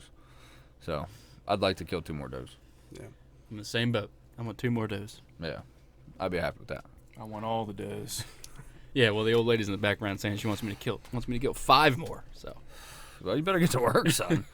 Yeah, I mean, I that's the thing. Honestly, it depends on this competition. If me and John stayed neck and neck, the problem is that's going to, if we each shoot another deer. I shoot one, he's going to want to shoot one. And if I shoot one, he's going to want to shoot one. So God knows where this could go. I'd love to tie with you because I want that shoot off. Yeah, me too. I'm going to fucking tear you up, No, son. What was the shoot I'm off? going to take your soul. Are you? Was it 100 yards? Yeah, 100 yards, one shot. Oh, you're done, Seth. You're crazy. Love you both. You're done. Oh, no. 100 yards, one shot. I think that's a toss-up. Oh, it is. It is a toss-up. It is a Did toss-up. you get warm-up shots or cold? No. No. Oh, my God. Rip it right out of the truck and go. That is a 50-50. That's a flip of a coin. No, it's 60-40, Seth. It's cold. Ooh. What? Oh, Sam just I'm said old. it's 60-40 me. I'm offended. Well, I honestly, for John and I at 100 yards, I mean, we both shoot The same. comparable. Yeah, I mean, it's anybody's game. I mean, it's within a golf ball. Yeah. Both. No, it's not. No. It's within a fucking beach ball. Yeah, it's within a volleyball. Yeah, that's what at 100 yards. I'm happy with that though. Yeah. So I mean, but yeah, that would be really cool. So for those of you who may be tuning in for the first time, this competition that we have, whoever shoots the most deer wins. Bucks are points according to how many, to the size of them, and does are 1 point each. Button bucks are -1. But in the case of a tie, for last or first place is a shoot-off. And John and I have already decided 100 yards if we tie. One arrow, whoever wins, wins. And then for whoever the two people who are in last. I can't wait to shoot another 8-point buck and just go right Oh, in the man. my God. See? It could happen. It could happen. I'm within Oh, range. Ryan's not out. He No. could totally come up, but he could still win. And Ronsky's not out either. I mean, it ain't over till the fat lady I sings. mean, I got both my There's deer plenty of within, season like left. 8 days, 10 days. Yeah, a month and a Ronsky half. could shoot a 10-pointer, and he's fucking in there. Yeah. You know what I mean? You just don't know. That's what's so cool about what 10 we're doing. pointers worth 5 points. Yeah. 5 points, yeah. Yeah, I already paid an outfitter. I'm going next weekend. So. I'm naked on the side of 40 shooting 10-pointer. Yeah. So it's hey, it's anybody's game still. But I mean, John or I's gonna win, of course. Yes. Come on, dude. Nope. So should we talk about my shenanigans at my spot? Yeah, we might as well dive into it. Fuck it. Let's make this one a long one. Ballsy. So I go in Monday or Tuesday. It was Monday. I go in and change my batteries in my cell cam because they're dead, kaput. And as I'm going in, I see one of my hang-ons next to the road, and I'm like, that should be in a tree. So I go back to the tree that it was in, and I find a ladder stand in the tree that my hang-on stand was in. And I call my supervisor, Gravy, shout out Gravy, and I must have sounded like Yosemite Sam on the other end. Fracka, fracka, fracka, fracka, just cussing up a storm. Like, who did this? So he's like, hang on, whoa, pump the brakes, let me make a phone call. And apparently, I was in someone else's area. I didn't know there was areas because the year before that, we all marked our stand locations on a map that is in the office of Vulcan Materials where I hunt and where I work. And it was all kosher then, and all of a sudden it's not. So Why is it not now? I don't know. Apparently this guy thought that we all had areas. They were all 400 by 400 square. And is there any truth to that? See, I don't know. Apparently it must have been in the past. So this sounds like a management thing. It is a management thing. The same thing we're going through over at Port. Like, Yeah. There's no This was at the parameters. it was at the core, yeah. There's no parameter set. See, this isn't. Well, this is definitely not your fault, and it's not necessarily Ron's fault because he thought that you were in his area. But what is his fault is the fact that he did that. He took your stand down, put his up, and threw yours on the side of the fucking road. That's not fucking cool. He can have the area. I've killed 2 deer there in 3 years, so have fun. But it's the way he went about it. Yeah. Like, I'm sure there's people out there that have the same situation going on, whether it's a hunt club or where you work you can hunt. It's not okay to do that. Don't touch my shit. Don't touch my shit. And the worst part is he only took the stand down. So the steps are still in the tree. My bow hanger was still up in the tree. My lanyard hook was still in the tree. So I had to go back in there after him and take the rest of my shit down. like, you know where I work. You know someone with my phone number. Don't be a bitch. Call me. Yeah. Hash it out man to man. Yeah. You can have the fucking area. I don't care. Yeah. Just don't do it the way you did it. Yeah, that was a faggot move. Yeah. Yeah. I think you guys should settle that in the octagon. It wouldn't be pretty. Yeah. Dude, that is a dick move. I mean, there's no way around it. That was just a dick move. Long story short, I'm going to do everything in my power. I'm going to set up a feeder next year. I'm going to do everything in my power to make sure he never sees another deer as long as he hunts that property. Hell yeah. Setting up a feeder. Tell him, I'm coming for your deer. And Hill's coming with me. Hell No yeah. more food plot feeder. No. Feeder. Food plot's cool, but... And honestly, like, with these feeders and with Kevin, our buddy who's been on several podcasts, if you haven't listened to them, go back and listen. With Kevin Dvorak's experience with the feeders, dude, honestly, it's so dependent on property. It's weird. Like, he's got spots where they don't give a fuck. They'll come right to that feeder. And there's other spots where they will not touch it. Yeah. He's got spots they will not touch that feeder. And I think Port may be one of those. Maybe. Because of the only 2 pictures I got. Now, the camera angle was terrible. So it could have just been that. I only got 2 pictures of a deer at that feeder. But I could only literally see the top. So I'm sure there was more. But I don't know how much they're hitting it.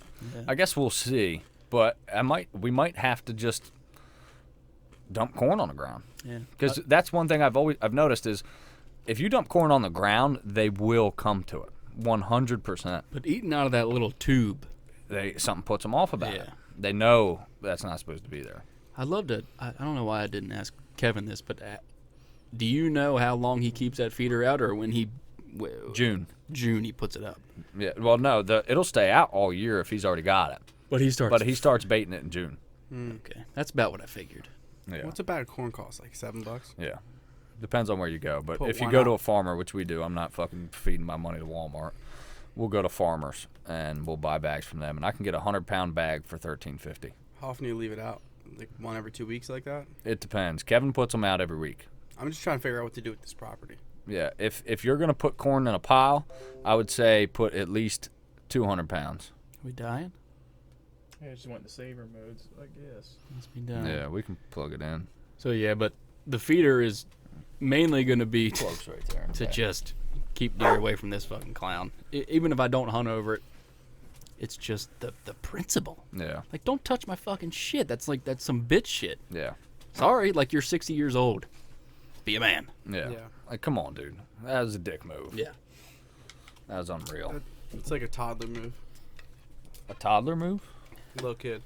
Oh. Like, you know where I work. Doesn't Come know on, how to bro. share things or communicate. So Yeah. just throw a tantrum. Yeah. Just take your stuff and throw it. And apparently it's been a thing for years. Oh, you were warned. Remember? Yeah, apparently he said I was warned multiple times that I couldn't hunt there. Never a thing. So he's just making shit up and telling people this shit so I look like a bad guy. Not a bad guy. No one ever told me this. You're just making shit up to make yourself look better. Yeah. So I thought you had the whole quarry to hunt. Apparently not. Because isn't it like just you and this other guy that hunts it?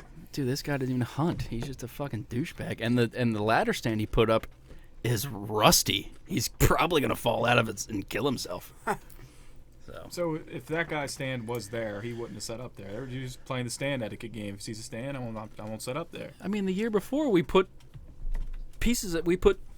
tacks on a map to where our stands were at the quarry, and it was fine then. Why is it not okay now? Yeah. So that's fucking petty shit. Yet another reason why we need to start looking for our own place. Yeah. In Dorchester County. No. Yeah. I want both. I was ready to buy a small piece of property down there. Just set up a giant feeder. I messaged a guy on Facebook who was selling a piece of property.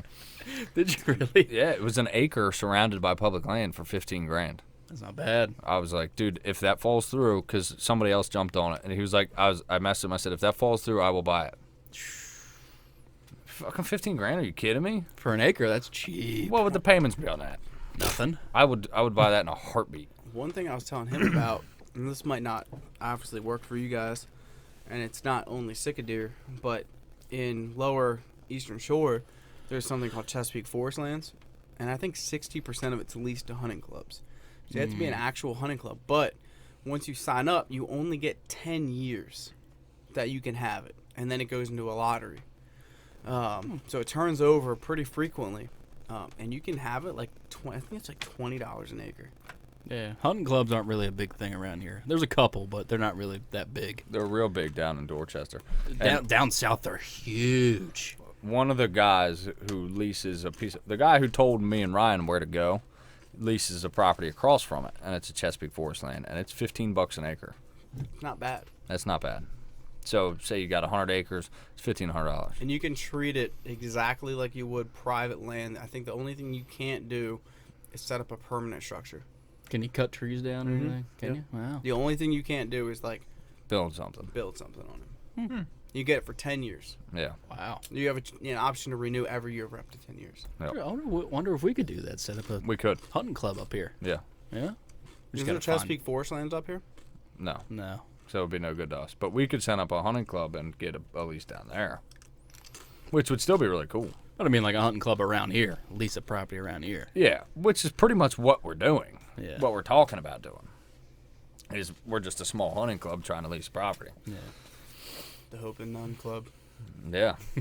The Hope and None Club. Well, Yeah, that'd be sick. How much does like a leased property up here go for? it varies.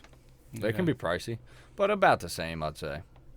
Depends. 100 acres, you might be able to get that for like $1,500 a year. That's not $2,000. bad at all. 1,500, you get spread Maybe a little between more. Maybe a little 3-4 more. guys. Yeah. I don't know. What do you think, Johnny? It depends. I mean, I feel like the competition's so stiff up here, it might go for more. Yeah. People just don't want to hunt public. Can you blame them? Can you blame them? I mean, look at poor Runsky over here. He's got nothing. I mean, where I'm at, the public's good. I've not had an issue with public. Yeah. I see deer almost every time I go. I feel like Cecil County is the most populated Not hunting even that. county Out of in state. You know how Maryland. many Well, guys that- I run into out of yeah. state You hunting get a lot public? of Pennsylvania people. You get a lot of Jersey. Delaware people. Yeah. Jersey, Fucking too. guy I was talking to leaving Elk Mills, fucking from Jersey. Really? Yeah. Cecil County Jeez. public land gets hit real hard. We got a lot of it. Eastern Shore, Maryland, where I'm at, does not get Well, hit look that where hard. we're at. We're right off fucking 95. Like, And all the guys from PA with their low bag limits and Delaware with their low bag limits come right in here. Yeah, makes sense. You can kill 30-some deer. The Amish come down from PA in a bus. Yeah. Don't get me started. I saw, I was at Cabela's, I saw a fucking Amish kid buying a fucking ladder stand. God. If you where I'm at, if you just know the right public land, it's like pressure is Well, you've non-existent. got down there like literally within driving distance from your house 100,000 acres of public Yep. land to pick from, Easily. which is insane. I mean, how many acres is like Fishing Bay? It's A like fuckload. 30,000. Yeah, 30,000. I mean, like if you look at that whole watershed area, which is like Ellis Bay, Fishing Bay, Nanacoat, that's well over like 200,000 acres all Yeah. combined. Blackwater, and then you've got smaller pot. You got Pocomoke State Forest, 15 minutes from my house, 20,000 acres. I've never even set foot in it. Jeez Louise. Yeah, we got to spend a lot more time down there for the sicko in order to figure them out. Because the public is so big there. I mean, you really got to. It's a lot more work. I feel like when you got a really large parcel, it takes a lot more time to figure that property out. It just does. Yeah. You got a lot more ground to cover. I mean, it's just simple. What? Yeah, I love doing it though. I don't mind. It's like a chess game, or like I like the challenge of having a property and figuring it out. You know what I mean? Like we've done with properties in the past. Like it takes some time, but once you figure them out, man, it makes it so easy. Yeah. You just got to figure them out. We're like, even when we were hunting Blackwater this year, I'm like, oh, look, maybe we should try over here. So I was like, no, we're gonna stay where we're at. And then we got this new spot we're looking at, and I'm like, oh, what about over here? Whatever. He's like, I think we're gonna stay where we can go there if you want, but we're staying fucking over here. Yeah, and I get like Ryan wants to try these other spots, but like for me, I really feel like, and it's not that I don't want to try them. It's just that if I haven't got a property figured out yet, I don't want to leave it. I want to figure that place out because like we're putting this time in, and you're kind of figuring that, and then you leave and go somewhere else. It's like, let's just stick with this one. We'll figure it out. We just got to keep hammering it. You want to make sure that this spot right here is good or isn't good. Yeah. I guess it's just with sick of deer. You just don't know really if they're there or not. Yeah. Well, yeah, you do. We hear them. We heard one. I heard way more than one at Muddy Hole Road. I heard Just give away your spot, bro. at least 3. Well, I already did earlier. Like we're hunting Wicomico, sick of deer. Yeah. I heard Not Dorchester. I heard 3 bugles, and I had one under my stand in the dark. You did, deer. So, to me, I don't want to leave that place. Like, there's deer there. There's fucking bugles. And we went there one day. Like, if we put some time in there, we're gonna kill deer there. We got lost in the frag a little bit. I stepped into a creek because we were like trying to. Did you you told the story? No, not about the creek. Well, you told the story about how we thought we cut through the frag. Yeah. Yeah, well, there was like one spot where like, all right, there's a creek over here. We can cut through that. So I was like, all right. So we were taking turns like who was leading because cutting through that frag is exhausting. Dangerous. And I stepped into Dangerous. I stepped into the creek, and I sunk up to like my high head. Yeah. Yeah. And I was like, I had to hand. I was using Seth's shotgun. I had to hand him the shotgun. I was like, dude, you need to pull me out. I was like, if I'm here by myself, I don't know if I can get out of this. Yeah. Yeah. Remember how deep I sunk into that? It's gnarly shit. Yeah. I was up to my Adam's apple. Yeah. Dude, that marsh is unforgiving. I bought a compass. I got a compass. Oh. Like, dude, because you get stuck out there, like you lose your phone or your phone dies or you break it. You might not get out of there till morning. So I got a Sleeping compass. in the tree stand. Yeah, you might be sleeping in your stand. It's a whole nother animal compared to like just what we do around home, you know. You can't see. You can't fucking see. And that frag, I feel like even with your flashlight on, you can only see so far because of the light. You got the flashlight on, and it shines light on it, but then it shines so many shadows behind that frag, so you can literally only see right in front of your face. You should have been in the boat with us. Woof. That was debilitating. Well, I've like read some stuff that people are like, I don't take boats in. I take a boat. If I'm gonna take a boat in, I go the day before to scout it, and then I take a boat because the water levels are so uneven that it's super easy just to get grounded. You should have seen the fucking locals down there. Their boats, the way they were fucking decked out. We had one boat ripped by us. He had a green light for his interior, and he had a huge fucking, like a 4-foot long light bar on the front of his that just lit up the whole entire swamp. Hauling ass. Yeah. Not a worry in I was the like, world. this guy's insane. He's in 2.5 feet of water, just wide open. And we're just putting along And like, we're just I like, don't know where I am. I got a large stick in the front of the boat. I'm poking around like, are we good? Shoo. Yeah, I'll These never guys do are that just again. fucking. They got Luke Bryan blaring, doing 35. I'm like, what the fuck? Hunting, fishing, love him every day. I got a fucking bamboo pole in the front of the, front of the Wenzel. You're good. Give her some more. We're good. I'm jumping off the boat and waders, pulling it, wading down the fucking. I'm glad we didn't go out the morning of, because that would have never happened. No. We wouldn't have been able to. That was terrifying. Yeah. I think you guys tried to, with the boat, I think it was a good idea, but I think it was just like too much at once. Well, there was a lot of people hunting out there. Yeah. Just, No luck. what do you got to do? Yeah. I don't know. You must have been in the wrong area, because, like, dude, we heard so many. But that's what. I think we were on the wrong side of the island. Yeah, but we should have at least heard one from the Yeah, other that's true side. too. But there's locals hunting it, so you know Yeah. they have seen. And it there's there before. videos on YouTube Yeah. that you sent us of people hunting and Yeah. killing deer on They just that weren't same there. island. Yeah. Next year we're gonna get out there and we're gonna get a text from both those guys, be like, picture both them with monster stacks, be like, oh, I get what you guys are talking about. Yeah. I'm like, motherfuckers. Big Liz ain't fucking us next year. But she got us issue. Yeah, she did. Blackwater's cool to hunt. The only thing is, I don't think we'll ever hunt it on a Saturday again. Absolutely not. It's I could so see that. pressured.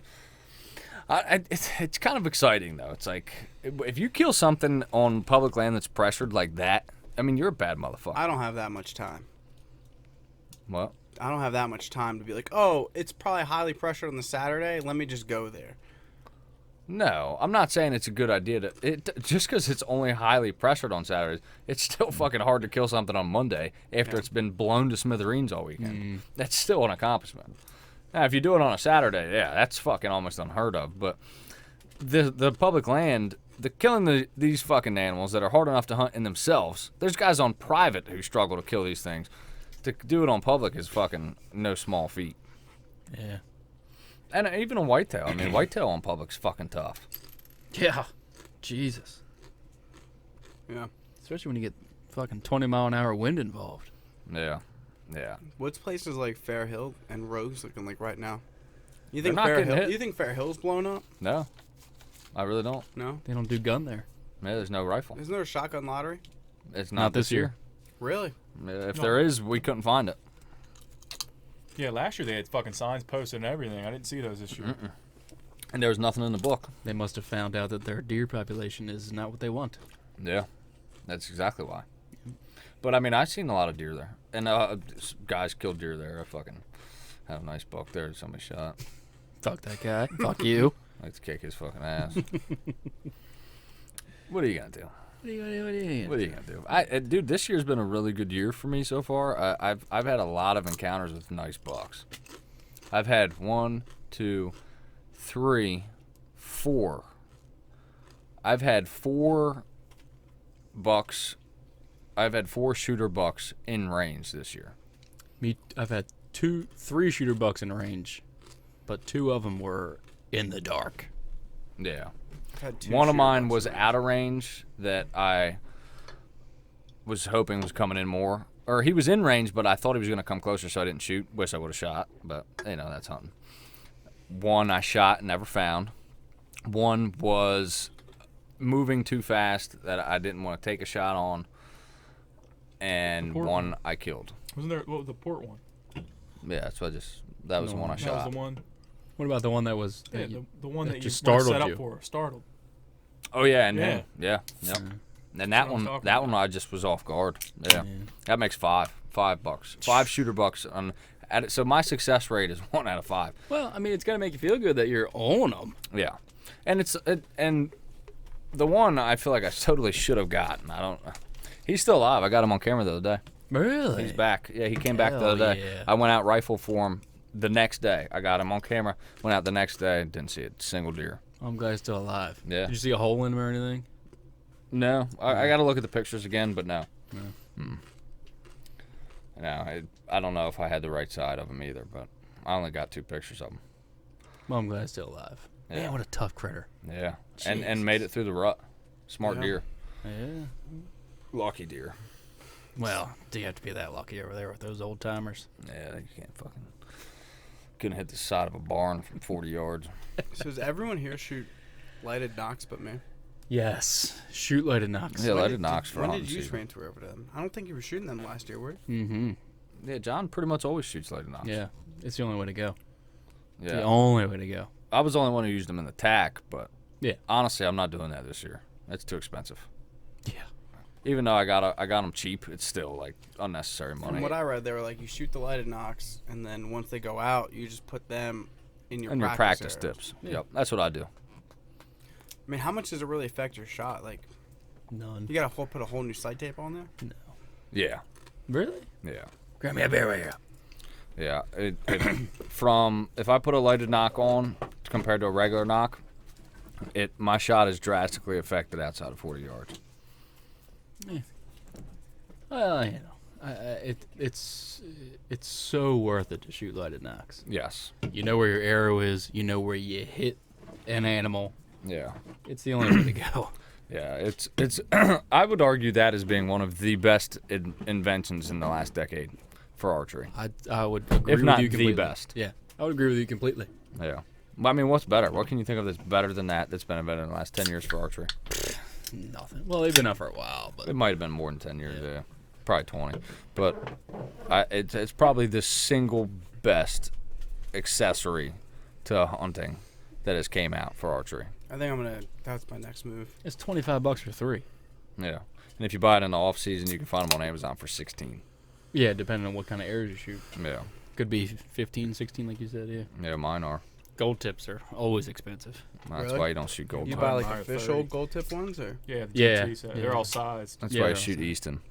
I've shot gold. I don't know. You guys keep saying I'm Team Easton. I've He's been gold shooting tip. gold Is tips. he gold tip? Hey! I've been shooting gold tips since After the attack. mid-June. No, I didn't know. I went out and bought Sorry. my new bow, and the guy was like, Oh, "Hey, we yeah. got these Eastons, but not the ones you want." And he's like, "We got these gold tips, which are great." And I switched to gold tip right then and there. What are they? Shooting the XTs? XT 340.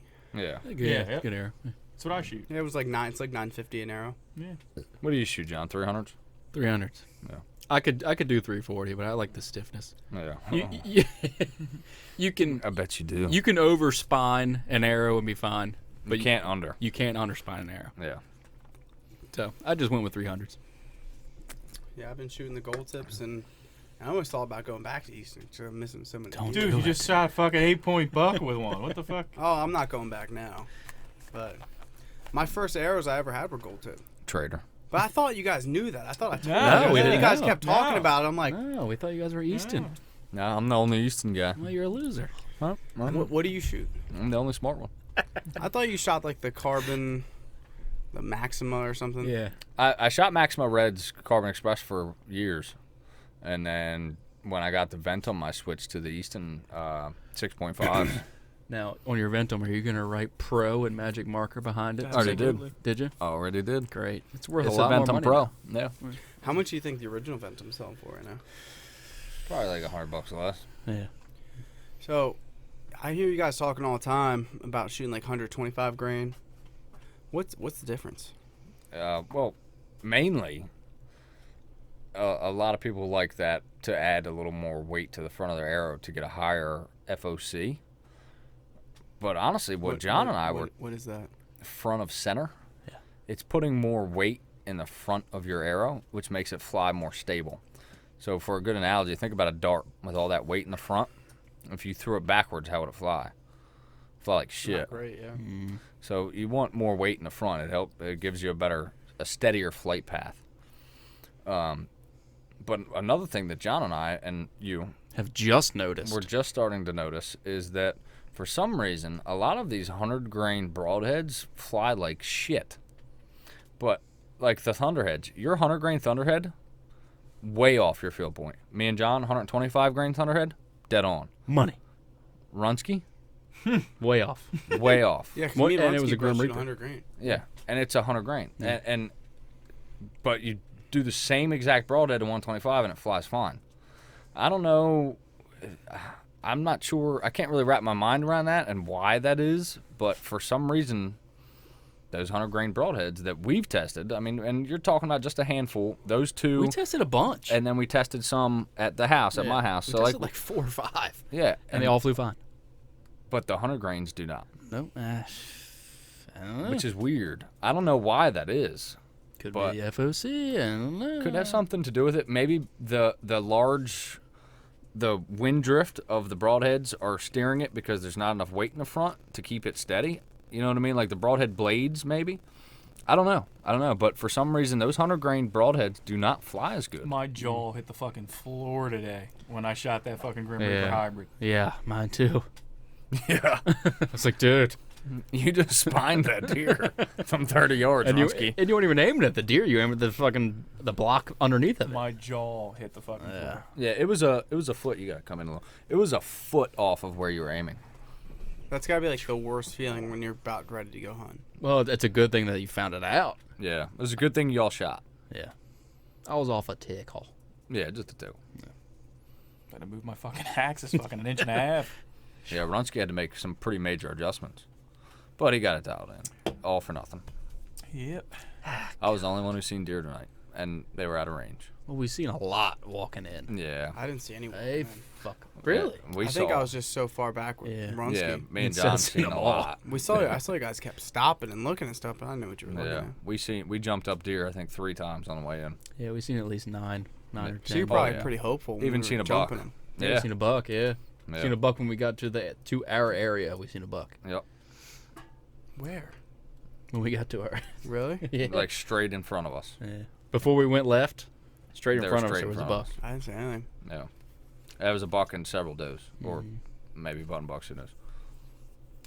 But yeah, it was our several deer. And then out of the 4 deer that I seen, one of them was a buck, but I couldn't tell how big he was.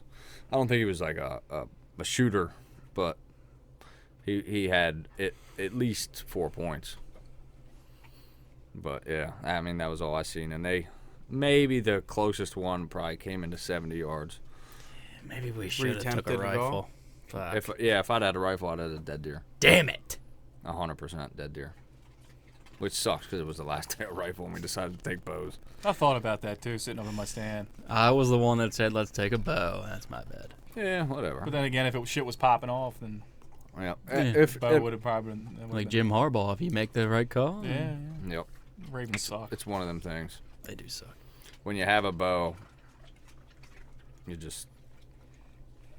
they're too far, and then you have a rifle and you don't see them at all. So. Yeah, of course. Yeah. What are you going to do? What are you gonna do? What are you going to do? Keep coming back. That's what we keep doing. Keep coming back. And we want the listeners to keep coming back. Yeah, we appreciate y'all. And fuck the mayor of Northeast, by the way. Fuck. What's his name? What's his name? Rob Klein, Rob Klein, the mayor of Northeast. vote his bitch ass out. Apparently, he listened to our podcast and he's not a fan. Yeah, apparently through the grapevine we heard that he doesn't like it. Yeah, that he doesn't support our content. So fuck that guy. So he can go get fucked. I think John's gonna run for mayor next year. I'm gonna run for mayor. The mayor of Northeast Maryland can go fuck himself. Yep. I'm sure he loves that content. Mm-hmm. Thanks for the views, you fucking dickhead. You fucking cocksmoker. You Piece of motherfucker. shit. I'm gonna beat your ass in the fucking polls, dickhead. Smear. Hell yeah. We are going to run a smear campaign like. Can you no imagine other John smear running for campaign. mayor?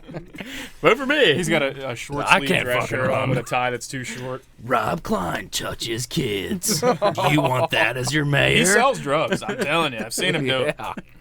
Yeah, he bought him molested. He from him. molested me. He touched my butthole. Yeah. I went to pay my water bill and he touched my butthole. So you want that as your mayor? Yeah. Fine. What a prick. What a Fuck that prick. guy. Yeah. On that note, Just smearing the local government. Yeah, Smear fuck him. 'em. Fuck that 'em. guy. We should probably log off. Hey, bye. Ladies and gentlemen, we appreciate the fuck out of you guys. Thank you for tuning in. I'm going to try to get this thing up quick and in a hurry. We'll see y'all next week. Keep coming back.